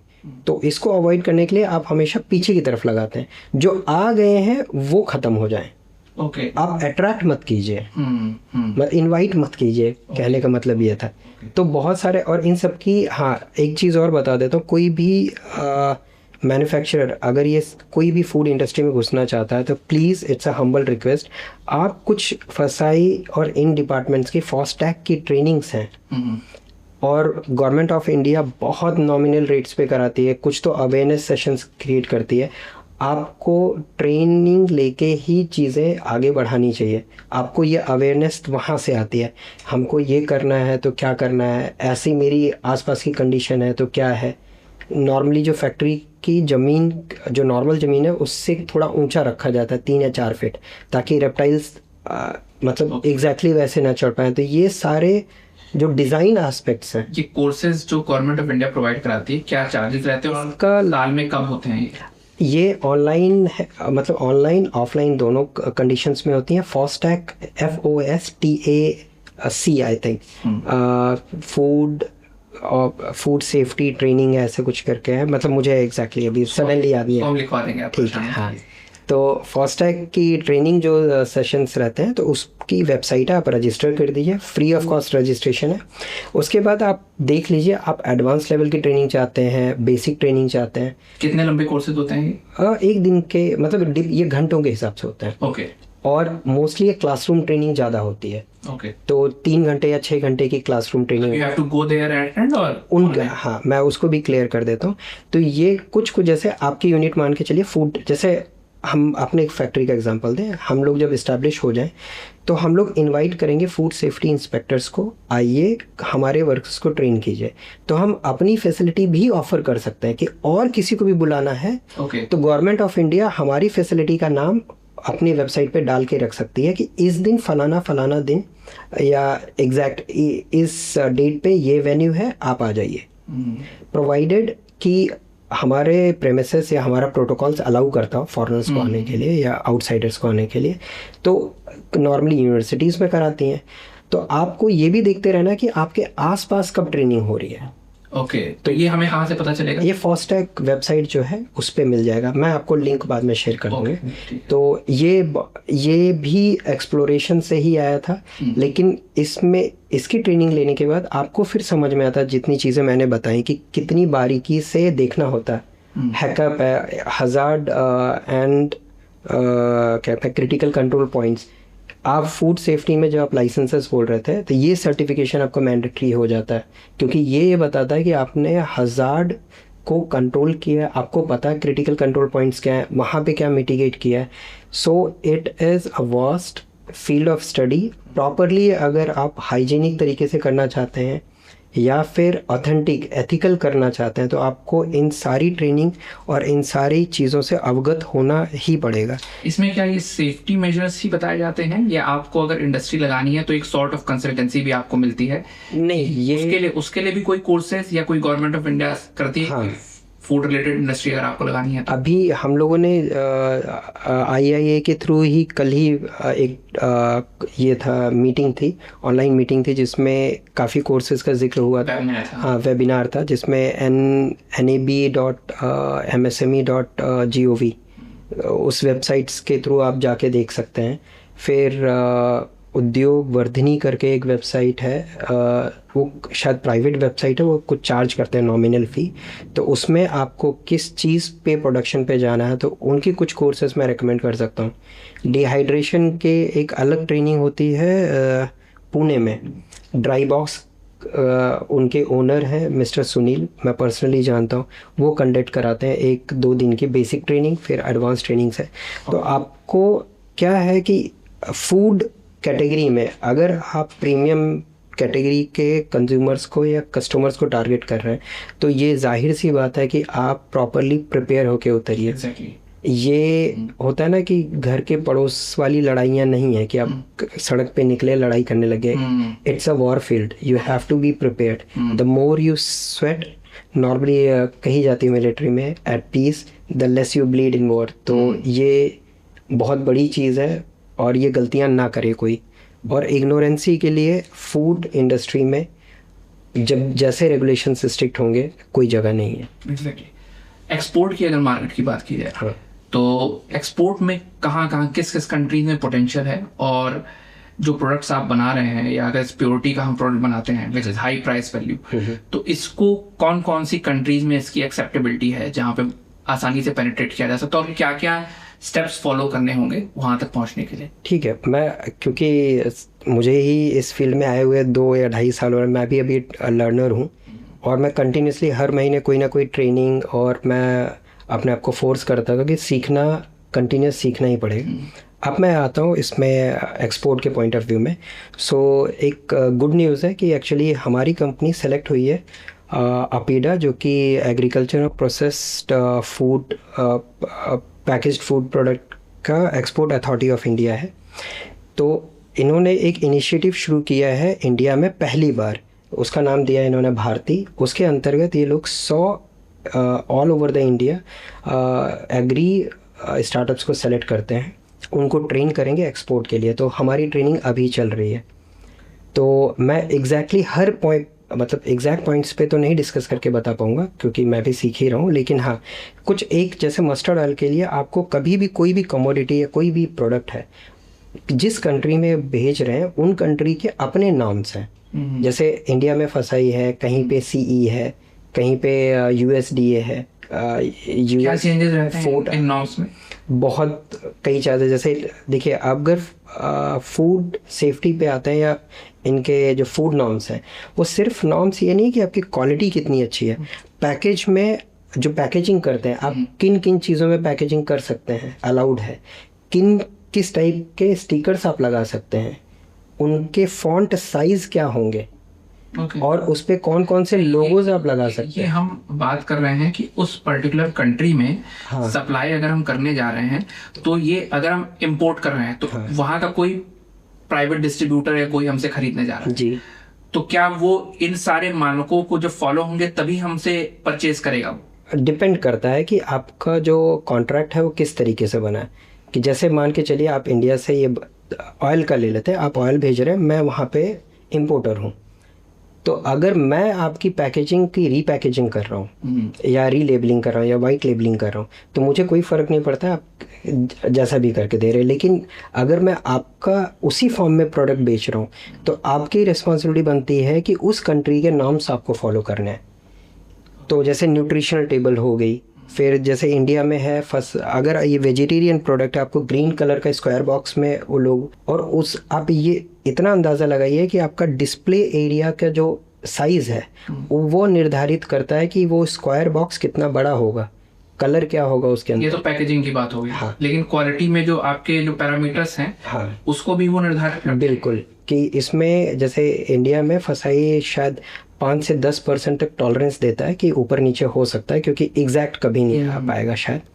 लेकिन कुछ कंट्रीज़ में ये बहुत स्ट्रिक्ट हो जाता है। जैसे एक एग्जांपल लीजिए, यूएस में ब्लैक मस्टर्ड ऑयल आप एडिबल फॉर्म में नहीं बेच सकते हैं। आप कुकिंग के लिए अगर लिख देते हैं कि हाँ कुकिंग में यूज़ होगा तो वो बैंड है वहाँ पे। यूरोप में अलाउड है, रशिया यूज़ करता है। तो हाँ बहुत सारे पॉलिटिकल इश्यूज़ हैं, बहुत सारे उसके पीछे। हाँ, तो एक्सपोर्ट में नॉर्म्स बहुत स्ट्रिक्ट हैं, तो हर कंट्री का अपना नॉर्म है। प्लीज़ कोई भी अगर करना चाहे तो हमेशा आप पहले कंट्री चूज़ कीजिए, फिर उसके नाम्स की पढ़ाई कीजिए, आपकी पैकेजिंग काफ़ी हद तक बदल जाएगी। क्या नैरेटिव या क्या लैंग्वेज लिखना है, इवन आप लिखते कैसे हो, इंडिकेटिव मतलब डुअल मीनिंग तो नहीं आ रहा। Dual meaning in the sense आप बता कुछ रहे हो लेकिन इंडिकेट कुछ और करना चाह रहे हो। तो वो सारी चीज़ें काफ़ी मैटर करती हैं and you have to get it certified. Traders के पॉइंट ऑफ व्यू से अगर देखा जाए, अभी तक तो हम लोग मैन्युफैक्चरर्स के एस्पेक्ट से बात कर रहे थे कि मैन्युफैक्चरर्स को लगाना है, उनके क्वालिटी, उनको मशीनरी क्या क्या ध्यान देना है। अगर हम ट्रेडर्स पे आए जी, तो एक तो मैन्युफैक्चरर का आपने बताया कि उनको एक सर्टेन लैब सेट करनी है जिसमें वो सारे टेस्ट कर लेते हैं, लेकिन मुझे लगता है कि ट्रेडर वो लैब नहीं सेट करेगा। नहीं, लैब सेटिंग सिर्फ ऑयल के लिए रिक्वायरमेंट थी, डिहाइड्रेशन के लिए नहीं। डिहाइड्रेशन के लिए आप NABL लैब को दे सकते हैं। देखिए, दो कैटेगरी होती है, एक मिनी लैब सेटअप करना इंश्योर करने के लिए कि आपके ऑयल में मॉइस्चर कंटेंट ज़्यादा नहीं होना चाहिए, नहीं तो ख़राब हो जाएगा लोगों के पास। और सिंस वो लिक्विड प्रोडक्ट है इसलिए, और उसके पीछे बहुत मतलब इंट्यूटिव रीजंस हैं और साइंटिफिक रिसर्च रीजंस हैं क्यों आपको मिनी लैब में ज़्यादा कुछ नहीं रहता। आपको मॉइस्चर देखना होता है, विस्कोसिटी देखना होता है, या और कुछ पैरामीटर्स हैं। आपको वो सारी गाइडलाइंस फसाई की वेबसाइट पे मिल जाती हैं। बट डिहाइड्रेशन के लिए एज सच कोई ज़रूरी नहीं है, बट अपना क्वालिटी कंट्रोल रखने के लिए और प्रोडक्ट का ऑथेंटिसिटी रखने के लिए आप कुछ पैरामीटर जैसे मॉइस्चर मीटर रख सकते हैं, कलरीमीटर रख सकते हैं, तो वो काफ़ी चीज़ें आप कर सकते हैं। तो जैसे मैं प्रोडक्ट्स देख पा रहा हूँ आपके पास जो है स्ट्रॉबेरी, ऑरेंजेस और ये जितने भी प्रोडक्ट्स हैं, तो ये सेम डिहाइड्रेशन प्रोसेस से हैं या डिफरेंट डिहाइड्रेशन प्रोसेस? ये सारे डिफरेंट डिहाइड्रेशन प्रोसेस हैं। मैं पहला आपको एग्जांपल दिखाता हूँ। ये बीट रूट है, और इसको जब हम लोग ये conventional heat tray drawing method से हुआ है, इलेक्ट्रिकल ट्रे ड्राइंग मेथड से। तो आप अगर इसे जूम करके दिखा सकते हैं तो ये देखेंगे कि इसमें थिकनेस, इसका नेचुरल जो स्ट्रक्चर है वो चेंज हुआ है। ये श्रिंक हुआ है, पतला हुआ है, आड़ा आड़ा तिरछा हुआ है। लेकिन हाँ, जब हम इसको रिहाइड्रेट करेंगे ये ऑलमोस्ट 95% अपने ओरिजिनल स्टेट में चला जाता है in terms of texture. Rehydrate मतलब इसको पानी में दोबारा डालेंगे ताकि वो पानी रीगेन कर ले, रीमॉइस्चर। तो कितनी देर बाद ये अपने ओरिजिनल स्ट्रक्चर में? ये कई फैक्टर्स पे डिपेंड करता है कि इसकी थिकनेस कितनी है, पानी का टेम्परेचर कितना है, क्योंकि जैसे पानी थोड़ा सा गर्म होगा तो उसका सरफेस टेंशन कम हो जाता है, तो पेनेट्रेशन इजी हो जाता है। तो नॉर्मली हम लोग जानते हैं ना, थोड़ा गर्म पानी में डालेंगे तो जल्दी हो जाता है। उसका बड़ा रीज़न ये है। तो क्या उसके बाद इसका टेस्ट वैसा ही रहेगा जो ओरिजिनल?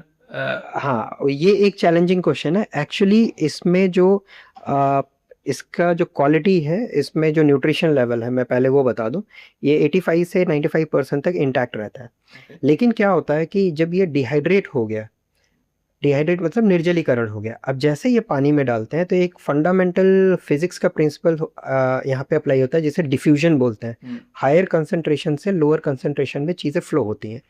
तो पानी में इसका प्रोडक्ट का कंसंट्रेशन बहुत कम है, और ये इसमें पानी का कंसंट्रेशन, मॉइस्चर का कंटेंट बहुत कम है। तो ये क्या करता है, पानी को तेज़ी से अब्जॉर्ब करेगा, अपनी चीज़ों को रिलीज़ कर देगा, तो इसका फ्लेवर पानी में रिलीज़ होगा। ओके।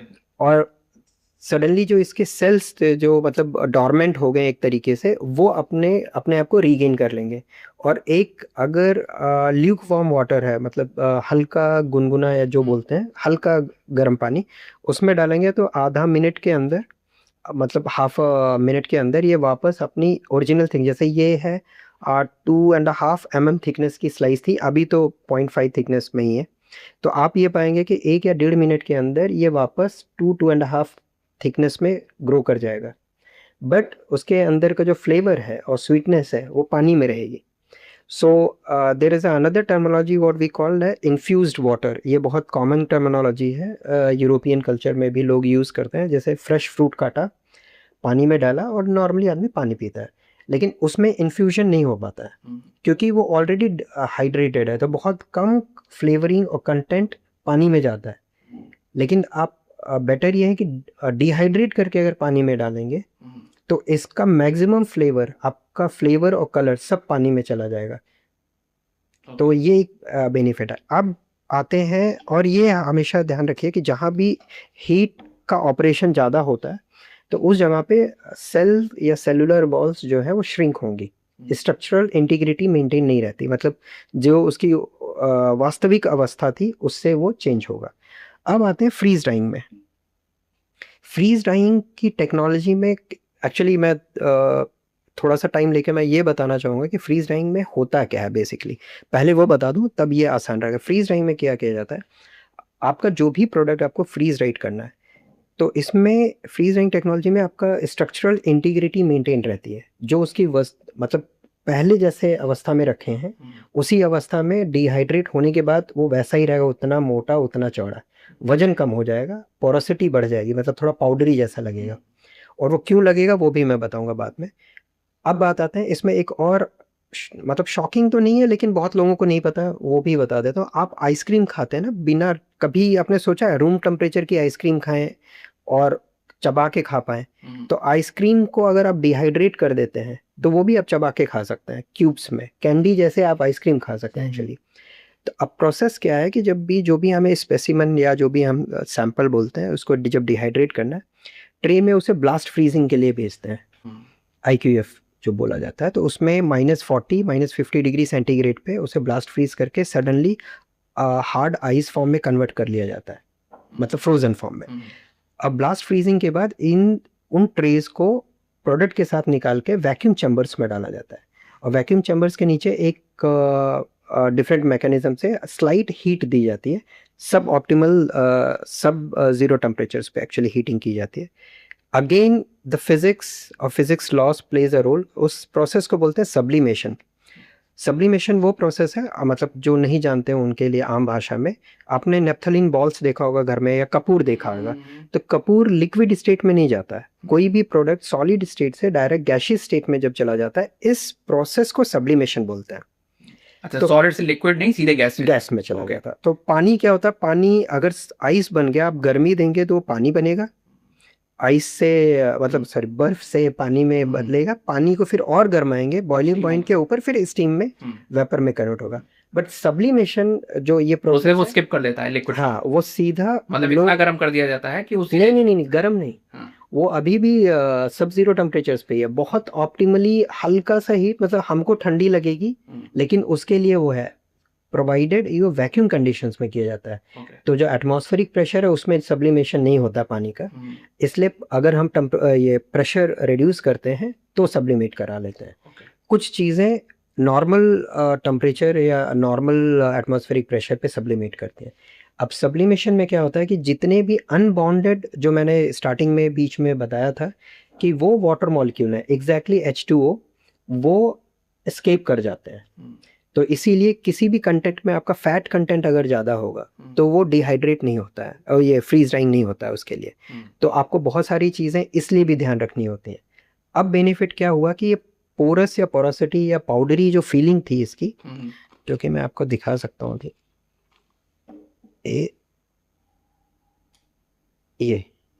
ये पाउडरी जो इसका पाउडरीनेस है वो इसीलिए, और ये इस तरीके से वेफरनेस जो है वो इसीलिए कि हर जगह जहाँ जहाँ वाटर मॉलिक्यूल था वो एस्केप कर गया, सीधे वो वाटर वेपर में कन्वर्ट हो गया। और सिंस ये आइस फॉर्म से डायरेक्टली वेपर में गया तो जो स्ट्रक्चरल इंटीग्रिटी थी प्रोडक्ट की वो वैसी की वैसी रहेगी। So there is lot of science behind it, लेकिन हम लोग नहीं करते, नेचर ने या प्रकृति ने ये किया हुआ है, हम सिर्फ उस चीज़ को हार्वेस्ट कर रहे हैं। तो बहुत लोगों को लगता है ना कि फूड प्रोसेसिंग प्रोसेस कर दिया तो हेल्दी नहीं है, ऐसा नहीं है। इसमें ऑलमोस्ट 95 से 98% तक न्यूट्रिएंट्स रिटेन्ड रहती हैं। और फ्रीज ड्राइंग या लाइफोलाइजेशन जो ये टेक्नोलॉजी थी ये आज की नहीं है, बहुत पहले से रिसर्च हो रहा है, फूड में नहीं है, ये फार्मास्यूटिकल्स में पहले यूज़ की जाती है। जो भी आपकी दवाइयाँ जिनका शेल्फ लाइफ बढ़ाना है तो उनको, क्योंकि उनका मॉइस्चर लेवल कम कर दिया जाता है। तो दो मेथड्स आपने जो बताया, एक तो वैक्यूम ड्राइंग और एक फ्रीज ड्राइंग आपने बताया। हाँ, तो न्यूट्रिएंट रिटेंशन किस में ज़्यादा रहता है? फ्रीज ड्राइंग में। और ये प्रोसेस लेकिन बहुत एक्सपेंसिव हो जाता है। हाँ, प्रोसेस करवाना, क्योंकि आपको वैक्यूम चैम्बर चाहिए, और आप ये मान के चलिए जितने मतलब 7 या 8 फीट लगभग मशीन होती है 20 kg बैच साइज के लिए, और ये स्पेस भी ज़्यादा लेती है और लेबर इंटेंसिव नहीं बोल सकते बट हाईली सोफिस्टिकेटेड मशीन है। लास्ट पार्ट पे हम आते हैं कि गवर्नमेंट से क्या क्या सपोर्ट है आपकी जो इंडस्ट्री है फूड हाँ। प्रोसेसिंग में ही आएगी ये। जी। तो गवर्नमेंट की क्या क्या सब्सिडीज हैं, क्या क्या पॉलिसी है, गवर्नमेंट कैसे फंड करती है इसको, गवर्नमेंट से हमें क्या सपोर्ट मिल सकता है किसी को अगर ये यूनिट लगा दिया तो? ओके, सो अभी तक हम लोगों ने मतलब गवर्नमेंट से एज सच कोई फंडिंग या सब्सिडी नहीं ली है, लेकिन मैं मतलब जितना अवेयरनेस है मुझे उस बेस पे इस पे बता सकता हूँ, और जो हम लोग भी करने जा रहे हैं। तो एक मेजर चीज़ है कि अगर आपकी रिक्वायरमेंट ज़्यादा है लोन की, तो एक स्कीम है, उसको बोलते हैं agriculture infrastructure fund scheme. One of the few schemes है, मतलब बहुत सारी स्कीमों में से कुछ चुनिंदा स्कीमों में से ये एक है, जिसमें आपको मशीनरी, जो मैन्युफैक्चरिंग में उनको ये समझ में आता है, प्लांट और मशीनरी के लिए इन, और as well as infrastructure develop करने के लिए भी आपको लोन कवर होता है। जो कॉस्टिंग है मोस्टली स्कीम्स में सिर्फ प्लांट एंड मशीनरी के लिए कवर होता है। तो इसमें infrastructure in the sense building होगी जिसमें ये प्रोसेसिंग होगा, और जो भी इक्विपमेंट्स है, काफ़ी हद तक ये दोनों को कंबाइंड आप कर सकते हैं। और इसकी अपर लिमिट है, मतलब अपर लिमिट ज़्यादा भी है, लेकिन एक उसका एक डेफिनिट अपर लिमिट है 2 CR, 2 करोड़। कोलेट्रल और नॉन कोलेट्रल? नो, हाँ, coming to that. So non collateral जो लोन है अप टू 2 CR तक अप्लीकेबल है। ये इसी स्कीम के तहत भारत सरकार देती है। अब इस स्कीम में पिक्यूलियरिटीज जो हैं, जो बेनिफिशियल पिक्यूलियरिटीज हैं, I take few points out of it, कि ये scheme, this scheme is run by central government से आती है। तो सेंट्रल गवर्नमेंट ये मैंडेट करती है, और बैंकों के साथ सेंट्रल गवर्नमेंट ने इस स्कीम के लिए ऑलरेडी MOU साइन कर रखा है। So capping of interest rate is 9%. So nobody can charge you under this scheme more than 9% per annum. Okay. The banks. Second thing is, if you are found eligible, जो भी आपने किया का product और सारी चीज़ें, तो AIF agriculture infrastructure fund scheme के अंतर्गत आपको 3% का सबवेंशन बोलते हैं उसको, सबवेंशन मिलता है, ना कि सब्सिडी मिलती है। सबवेंशन का मतलब ये होगा जो आपका इंटरेस्ट 9% लगने जा रहा है, 6 लगेगा, उसकी जगह 6 लगेगा। और लेकिन ये रिफंड देगी गवर्नमेंट, पहले आपको 9% पे करना रहेगा, बाद में रिफंड नहीं, रिफंड नहीं है, तो वो आपका इंटरेस्ट रेट ही कम कर देगी। वो 3% गवर्नमेंट पे करना शुरू कर देगी the moment you become eligible. Principle में भी कोई छूट देती है? प्रिंसिपल हम पूरा रहता है? प्रिंसिपल का तो पूरा रहेगा, पूरा इंटरेस्ट में, एक तरीके इंटरेस्ट में है इस स्कीम में। बट यूपी, इस सेंस हम लोग यूपी में नई चीज़ें, नवाचार काफ़ी अच्छा है। तो यूपी में भी लेकिन मेरे पास इसका ऑथेंटिक सोर्सेस नहीं है अभी। कुछ गवर्नमेंट ऑफिशियल्स ने ही मुझे ये मतलब अवगत कराया कि यूपी स्पेशल स्टेट है, और इसमें ये क्या करते हैं कि जो आपने AIF स्कीम के अंतर्गत 3% सबवेंशन मिला, यूपी स्टेट और 3% सबवेंशन देती है। ओके। सो आपका एग्जैक्टली इंटरेस्ट रेट जो है वो 3% पड़ जाए इफेक्टिवली। दूसरी स्कीम भी है जो मिनिस्ट्री ऑफ फूड प्रोसेसिंग के अंदर आती है, और स्टेट गवर्नमेंट फंड करती है एक्चुअली फूड प्रोसेसिंग यूनिट्स के लिए। उसमें प्रावधान ये है कि आपका जो भी कैपिटल है, जो भी इसके लिए लग रहा है, तो उसमें वो 35% तक आपको सब्सिडी देती है। मीन्स कि आपको 35% तक लोन आपको नहीं भरना है, वो गवर्नमेंट। ये दोनों अवेल कर सकता है? हाँ, कोई, या एक वन ऑफ देम यूज? दोनों कर सकते हैं। तो इस केस में as far as the correct knowledge what I have right now, so ये दोनों मतलब ये म्यूचुअली एक्सक्लूसिव स्कीम्स नहीं है। तो मतलब आप ये भी ले सकते हो, वो भी ले सकते हो, कि ऐसा नहीं है कि आपने ये ले लिया तो वो आप नहीं ले सकते। हाँ, बट कभी भी, क्योंकि देखिए गवर्नमेंट की स्कीम्स या कोई भी स्टेट की स्कीम्स में परिवर्तन होते रहते हैं, प्रोविजंस नए इन्वॉल्व होते रहते हैं। जो आपने पहली स्कीम बताई वो कोलेट्रल है या नॉन कोलेट्रल? वो नॉन कोलेट्रल है, 2 CR का, with 3% subvention charges by the central government, 3% by the UP government, effectively 3% the borrower. हाँ, लेकिन यूपी गवर्नमेंट का जो 3% है, I have to verify the documents, क्योंकि अभी मैं दिल्ली में अपेडा ऑफिस में था, तो वहाँ पे एक सज्जन ने बताया। तो मैंने अभी तक वो डॉक्यूमेंट्स नहीं देखे हैं, but I believe because it comes from a credible source, so definitely there is no doubt on it. Last Amarjeet, एक फाइनल एडवाइस जो आपको देनी है, जो भी एंटरप्रेन्योर इसको करना चाह रहे हैं, शुरू करना चाह रहे हैं, ओके, और एक सॉर्ट ऑफ मोटिवेशन की whether they should go ahead with this if they have this in mind food processing के डायरेक्शन में, तो ये एक आपसे जानना चाहिए। ठीक है, मेरा सबसे मतलब यही निवेदन रहेगा कि आप नॉर्मली जितने भी रील्स या कुछ हैं, तो मैं उनके किसी के खिलाफ नहीं हूँ, बट रील देख के ओवर मोटिवेट होके मत जाइए, क्योंकि रील्स जो बना रहे हैं तो ऐसा नहीं है कि उन्होंने बैकग्राउंड अंडरस्टैंडिंग या बैकग्राउंड रिसर्च प्रॉपरली किया, मार्केट सर्वे किया है और फिजिबिलिटी डिराइव की है, किस टाइप का प्रोडक्ट किस मार्केट के लिए गया है। सपोज मैं आपको एक एग्जांपल देता हूँ, कुछ रील्स में ये दिखाया जाता है कि देखिए टमाटर 10 रुपये केजी मिलता है, आपने डिहाइड्रेशन कर दिया, आपको 500 रुपये केजी बिकेगा, 800 रुपये, 10 गुना ज़्यादा प्रॉफिट है। एक्चुअली ये नोशन जो डिल्यूजनल नोशन है, मतलब आपको भ्रमित करने वाला नोशन है, ऐसा नहीं होता। क्योंकि डिहाइड्रेशन करने के बाद जो आपका 1 केजी प्रोडक्ट बना है वो ऑलमोस्ट 10 से 15 केजी टमाटर डिहाइड्रेट करने के बाद ही बना है। सो द प्रॉफिट इज और the pricing is not blindly कि हम लोग क्या करते हैं, या रील्स में मोस्टली वो थोड़ा अनअवेयर भी रहते हैं लोग, तो वो क्या करते हैं कि उन्होंने देखा वेट 1 केजी का इतना है, डिहाइड्रेटेड पाउडर का 1 केजी का वेट इतना है, वो वेट टू वेट कंपेयर करते हैं। वो इफेक्टिव वेट कंपेयर करना, वो 10 से 15 केजी डिहाइड्रेटेड पाउडर है, इनपुट कितना लगा उसको हाँ स्किप कर एग्जैक्टली।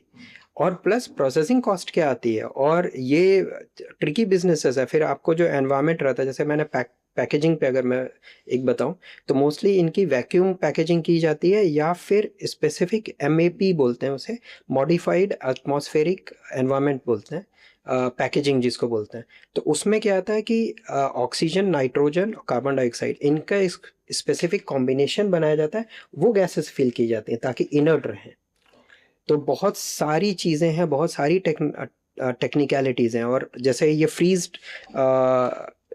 जो फ्रीज ड्राइड प्रोडक्ट है, इसमें हमको ऑक्सीजन एब्जॉर्बर डालना पड़ता है, एक स्मॉल पाउच आता है। जब भी आप एब्जॉर्बर डालते हैं, from the food safety norms आपको अपने लेबल पे लिखना होता है कि वो कंज्यूम मत कीजिए।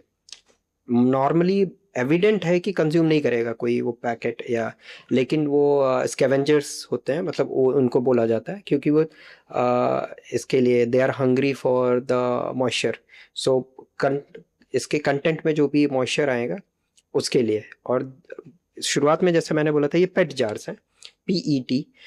तो हमको देखने में ये लगता है कि हाँ इसके अंदर मॉइस्चर नहीं जाएगा, that's our perception and belief. ऐसा नहीं होता, कोई भी चीज़ परफेक्ट बैरियर नहीं है, even the glass is not the perfect barrier.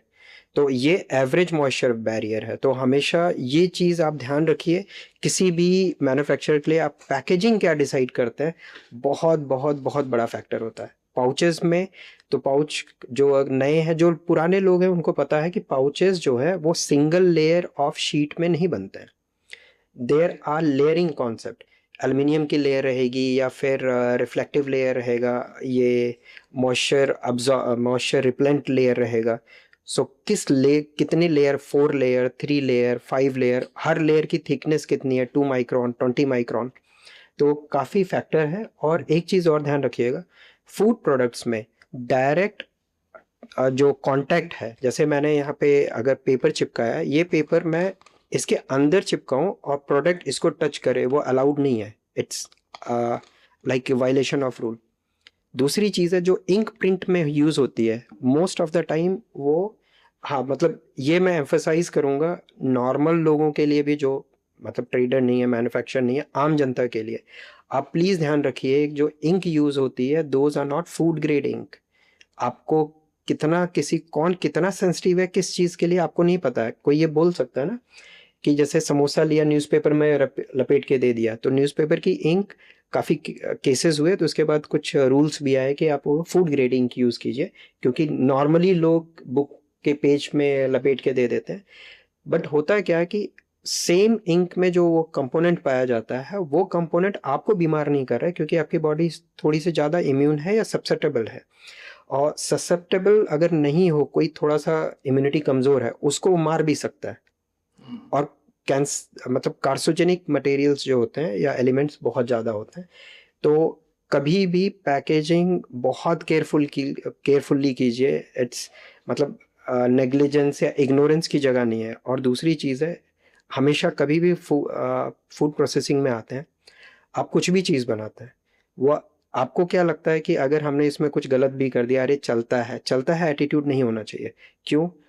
आपको लगता है आप डायरेक्ट नहीं खा रहे हो, आपके परिवारजन नहीं खा रहे, आपके रिलेटिव्स नहीं खा रहे हैं, इनडायरेक्टली कहीं ना कहीं घूम के कोई ना कोई तो खाता ही है।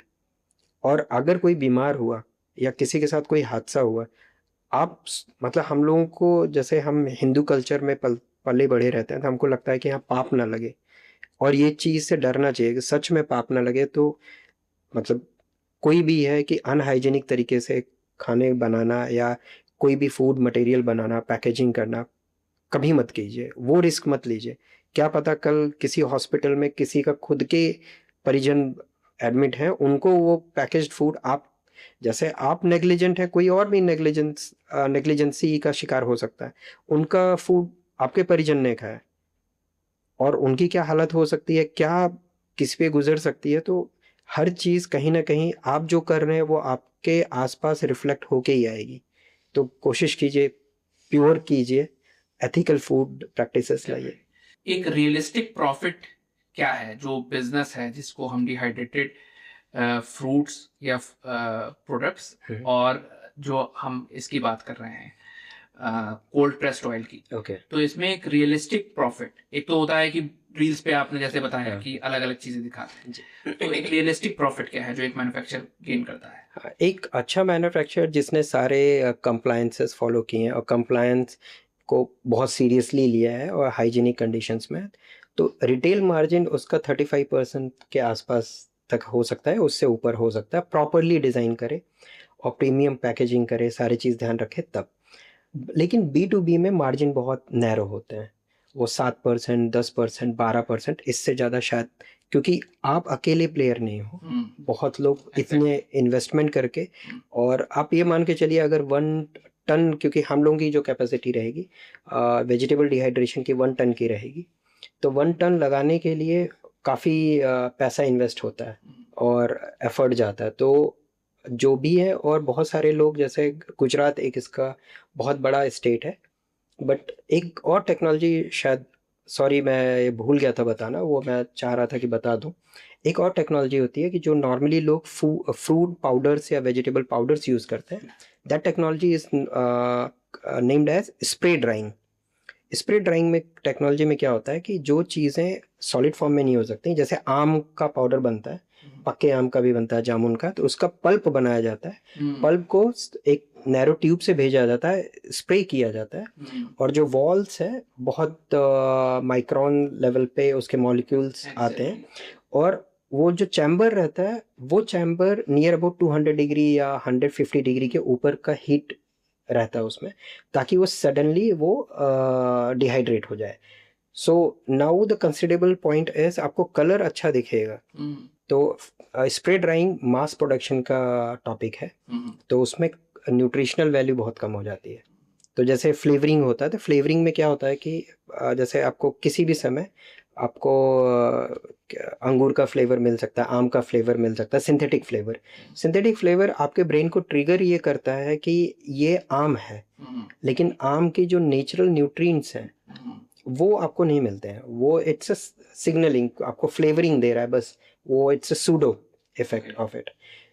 तो लेकिन जो अच्छा प्रोडक्ट है, it will be very very costly, near about, अगर हम लोग B2B परचेज में जाएंगे तो वो 3,000 से 4,000 रुपये पर केजी के हिसाब से आता है, फ्रीज ड्राइड पाउडर्स, जो कि ऑथेंटिकली 98% न्यूट्रिएंट्स रिटेन करते हैं।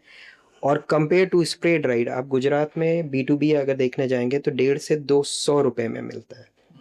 So you can imagine, and more over these spray dried powders, क्योंकि सीधा स्प्रे नहीं किया जा सकता, उसको एक कैरियर मीडियम की ज़रूरत होती है, माल्टोडेक्स्ट्रीन बोलते हैं उस चीज़ को, उसको मिक्स किया जाता है, it acts as a carrier, और उसमें 10%, 20%, 30%, जितना कंसनट्रेशन ज़्यादा रहेगा उसका उतना प्राइस कम रहेगा। तो और दूसरी चीज़ है कि आपका जो रॉ मटेरियल है, अगर वो जस्ट डिस्कार्डिंग स्टेज पे है, आपने उसको पल्प बना के पाउडर बनाया जा सकता है। और बहुत सारे, मतलब it's a dark side, I should not reveal और आई शुड नॉट से इवन अटर दिस। इंडिया में सबसे हर आदमी डरता है ना, क्यों बोलें यार ऐसा, कोई प्रॉब्लम हो जाएगी, लेकिन ठीक है, मैं किसी का नाम नहीं ले रहा हूँ, किसी के बारे में कुछ नहीं कर रहा हूँ, बट प्रैक्टिसेस हैं। हम आंख बंद करने से उजाला नहीं हुआ है ये नहीं बोल सकता है। तो आप अवेयर रहिए, और ये इंफॉर्मेशन इनके लिए भी है, रिटेलर्स के लिए भी, कंज्यूमर्स के लिए बेसिकली, आप क्या कंज्यूम कर रहे हैं, तो थोड़ा सा थोड़ा सा एफर्ट डालिए ये जानने के लिए बना कैसे है वो, कि कौन सी टेक्नोलॉजी से बना है। ऐसा तो नहीं कि आपको किसी ने बोला अरे ये तो 200-500 में मिलता है भाई, वो 5,000 का बेच रहा है। तो लेकिन कई बार ये होता है 5,000 कोई बेवकूफ नहीं है बेचने एंड कंज्यूमर कैसे चेक कर सकता है इस चीज? मुश्किल है पढ़ के ही, क्योंकि नॉर्मली आपको लिखना पड़ता है। और दूसरी चीज़ें रीहाइड्रेट करके, जो मतलब टेक्नोलॉजी नहीं है, आप घर पे पढ़ के मतलब जो आप मटेरियल ले रहे हैं उसके लेबल्स पढ़िए कि उसमें कौन से की पॉइंट्स हैं जिसको पढ़ के जैसे फ्रीज राइड लिखा रहेगा, तो फ्रीज राइड का मतलब है कि वो स्टेट ऑफ द आर्ट, जो मैंने अभी स्ट्रॉबेरीज दिखा है, तो जैसे इन स्ट्रॉबेरीज का जो प्राइसिंग आएगा डिहाइड्रेट करने के बाद, पर 100 ग्राम जो आएगा नियर अबाउट 450 रुपीज़ से 600 रुपीज़ तक। तो कौन कौन से पैरामीटर पड़ेगा? वो जस्ट ये नाम पढ़ सकता है फ्रीज राइड, उससे ज़्यादा Freeze लिखना है। dried, हाँ, ओके। और न्यूट्रिशनल टेबल में देख सकता है, क्योंकि सिंगल इंग्रेडिएंट प्रोडक्ट है तो न्यूट्रिशनल टेबल सबकी मैचिंग मिल जाते हैं कई बार। उसमें कौन से पैरामीटर्स हैं न्यूट्रिशन टेबल में? उसको स्पेसिफिक तो देखना पड़ेगा, क्योंकि हर एक प्रोडक्ट का न्यूट्रिशनल प्रोफाइल अलग होता है। ओके।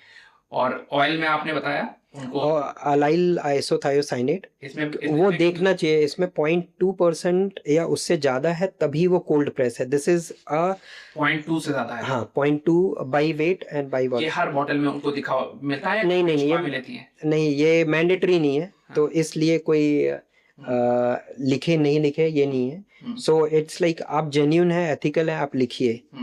और मतलब मैं तो ये बोलूँगा कि ये चेंज भी आ सकता है इंडस्ट्री में, कंज्यूमर माइंडसेट में, कि ऐसा होना चाहिए। एक लास्ट चीज़ में, एक चीज़ मैं मिस कर दिया था कंज्यूमर पर्सपेक्टिव में। कंज्यूमर को क्या लगता है कि जैसे मैं ये जार लेता हूँ, इसमें अगर ये मैं फिल कर, मतलब ये पूरा फुल हो जाता है 16 ग्राम स्ट्रॉबेरी से, लेकिन 16 ग्राम एक्चुअली हम लोग ग्रामेज और वेट पे ना जाके ये देखें कि 16 ग्राम कितने से बना है। तो near about 250-300 gram fresh strawberries, उससे ज़्यादा डिहाइड्रेट करने के बाद 16 ग्राम बना है, पहली चीज़। दूसरी चीज़, अगर आप देखें तो 1 kg स्ट्रॉबेरी आपको नियर अबाउट 600, तो यूपी के रीजन में 600 या 500 रुपये खेत से जाती बिकती है। और अगर 100 ग्राम स्ट्रॉबेरी आपको कोई डिहाइड्रेटेड स्ट्रॉबेरी 600 रुपये में दे रहा है, it is much more equivalent, और उससे कहीं ज़्यादा on the higher side 1.5 kg 1.25 kg है जो 100 ग्राम बना है। और तो आप क्या प्रेफर करेंगे, 100 ग्राम डिहाइड्रेटेड स्ट्रॉबेरी ले लें पूरे साल 2 साल, अगर प्रॉपरली रख के, अगर प्रॉपर पैकेजिंग कर दें, 5 साल बाद लौट के आइए, उसमें कोई खराबी नहीं है। आपको जब मर्जी आए, इसका बेनिफिट एक्चुअली कंज्यूमर्स के लिए ये है। अभी मेरा मन है स्मूदी पीने का, इसकी सीज़न है नहीं है, मेरे स्ट्रॉबेरीज है नहीं है, मैंने 2-3 उठाई और मिक्सी में डाला, स्मूदी बन गई। नहीं, इसको पहले हमें हाइड्रेट नहीं नहीं नहीं, ज़रूरी नहीं है। ओके। ये आप एज ए स्नैक खा सकते हैं। अच्छा, इसको हम डायरेक्टली मिक्सचर में, और हमें सेम टेस्ट मिलेगा मिल्क में एग्जैक्टली शेक बनाने का? हाँ, क्योंकि ये hardly few minutes, not even minutes, like with less than 1 minute के अंदर ये रिहाइड्रेट हो जाती है। तो सेम वे, अगर जैसे कुछ बूढ़े लोग हैं या बुजुर्ग लोग हैं या बच्चे हैं, तो मेरे घर में जैसे हम लोग फॉलो करते हैं, किचन पे ये छोटी छोटी बॉटल्स में अलग अलग वेजिटेबल पाउडर्स हमने सजा के रख दिए हैं। तो बच्चे अपने आप डिमांड करते हैं, मम्मी आज मुझे दही में पीला वाला डाल दीजिए। बच्चों को नहीं पता है, indirectly they are consuming the vegetables in a good form, much more healthier than what they can consume, और वो आप क्वांटिटी भी कम लग रही है। मान के चलिए आप मैं आपसे अगर एक सिंपल क्वेश्चन पूछूं, आप एक बार में कितनी गाजर आधा किलो तो नहीं खा सकते नहीं। लेकिन क्या आप 50 ग्राम पाउडर यूज कर सकते हैं? डेफिनेटली कर सकते हैं। तो 50 ग्राम पाउडर आपका 500 के इक्विवेलेंट है ना, ऑन एन एवरेज। आपको लग रहा है न्यूट्रिशन थोड़ा सा कम हो गया क्योंकि 85% ही था, आप 60 ग्राम यूज कर सकते हैं। तो आप अपना न्यूट्रिशन इनटेक डिहाइड्रेशन से, डिहाइड्रेटेड पाउडर से बहुत ज़्यादा इंक्रीज कर सकते हैं, ना कि रॉ से। एक ये चैलेंज आता है। प्लस आपका जो प्री प्रिपरेशन जो टाइम है, जो एनर्जी है, वो आपका वेस्ट नहीं हुआ। और बुढ़ापे में अगर मान के चलिए कोई ससुर जी हैं, वो अपनी बहू से डेली बोलें कि हमें चुकंदर का जूस पिलाइए और गाजर का पिलाइए, बहू डेली चुकंदर छीलेगी, हाथ लाल पीले करेगी, मिक्सी रहेगा, पानी से धुलना। देखिए आपका वेस्टेज सोच के देखिए, पानी और जो चुकंदर के कुछ पार्ट्स हैं, एंड हेड और टेल, वो जाएगा, स्किन वेस्ट है, आपका वेस्ट इंडिया में अभी उतने अच्छे से मैनेज नहीं है, मतलब बायोडिग्रेडेबल वेस्ट जो है। प्लस आपका चुकंदर हमेशा आपको जब पीना तभी आपका दुकान खेत वाला लाके आपके घर पे नहीं दे रहा है, आप लाके 4 दिन स्टोर कर रहे हैं, तो उसका एंजाइम एक्शन तो ऑलरेडी कंटिन्यूड है, वो ऑलरेडी डिग्रेडेड है। एक डिल्यूट परसेप्शन है कि ये फ्रेश है। दूसरी चीज़, ये सब करने के बाद आपको फ्रिज की ज़रूरत है क्योंकि उसको स्टोर करना है। इन चीज़ों को नॉर्मल टेम्परेचर पे डार्क में आप रख लीजिए, स्टोर करने में भी इशू नहीं है। इलेक्ट्रिसिटी सेव करता है, वाटर सेव करता है, एफर्ट सेव करता है, और बहुत ज़्यादा कन्वीनियंट है। और वो जो ससुर जी जो डिपेंडेंसी थी उनकी अपनी बहू पे, वाइफ पे, बेटी पे, वो ख़त्म हो गई। उन्हें जब चाहिए हल्का सा गर्म पानी लिए या नॉर्मल पानी लीजिए, half tea spoon what ever quantity they need, उन्होंने बीट रूट और कैरेट उठा के डाल लिया पाउडर, और आधे मिनट के अंदर उन्हें शेक भी नहीं करना है, वो जस्ट रख के। अगर उनको ना बताया जाए तो डिफरेंस नहीं बता सकते हो कि ये ओरिजिनल से बना है ऑर्डर से बना है? नहीं, वो तो मतलब देखिए वो तो पता चलता है क्योंकि फाइबरस रहता है। Okay. तो जैसे हम लोग जो कर रहे हैं, तो जो इन्फ्यूजन के लिए कर रहे हैं, तो उसमें थोड़ा सा उसे कोर्स रखते हैं, फाइन कर दिए तो नहीं होगा। Okay. तो ये सारी चीज़ें अगर आप एक्सप्लोर करेंगे तो आप इन पाउडर्स को आटे में यूज़ कर सकते हैं, चपाती में यूज़ करिए, दूध में डालिए, पानी में पीजिए, सब्जी में। जैसे आपके घर में अचानक मेहमान ज़्यादा आ गए, शाम का समय है और आपके पास टमाटर शायद आधा किलो आपने रखा हुआ था, अब रात में जाके टमाटर खोजने जाएंगे कि आपके पास एक बैकअप रख सकते हैं ना। तो बहुत बहुत धन्यवाद अमर जी, आपसे काफ़ी जानकारी हमको मिली, और मुझे लगता है कि जो भी इसको देख रहे होंगे पॉडकास्ट को, तो वो मैन्युफैक्चरिंग ट्रेडर या एंड यूज़र जो होगा उसको डेफिनेटली कुछ ना कुछ सीखने को मिलेगा।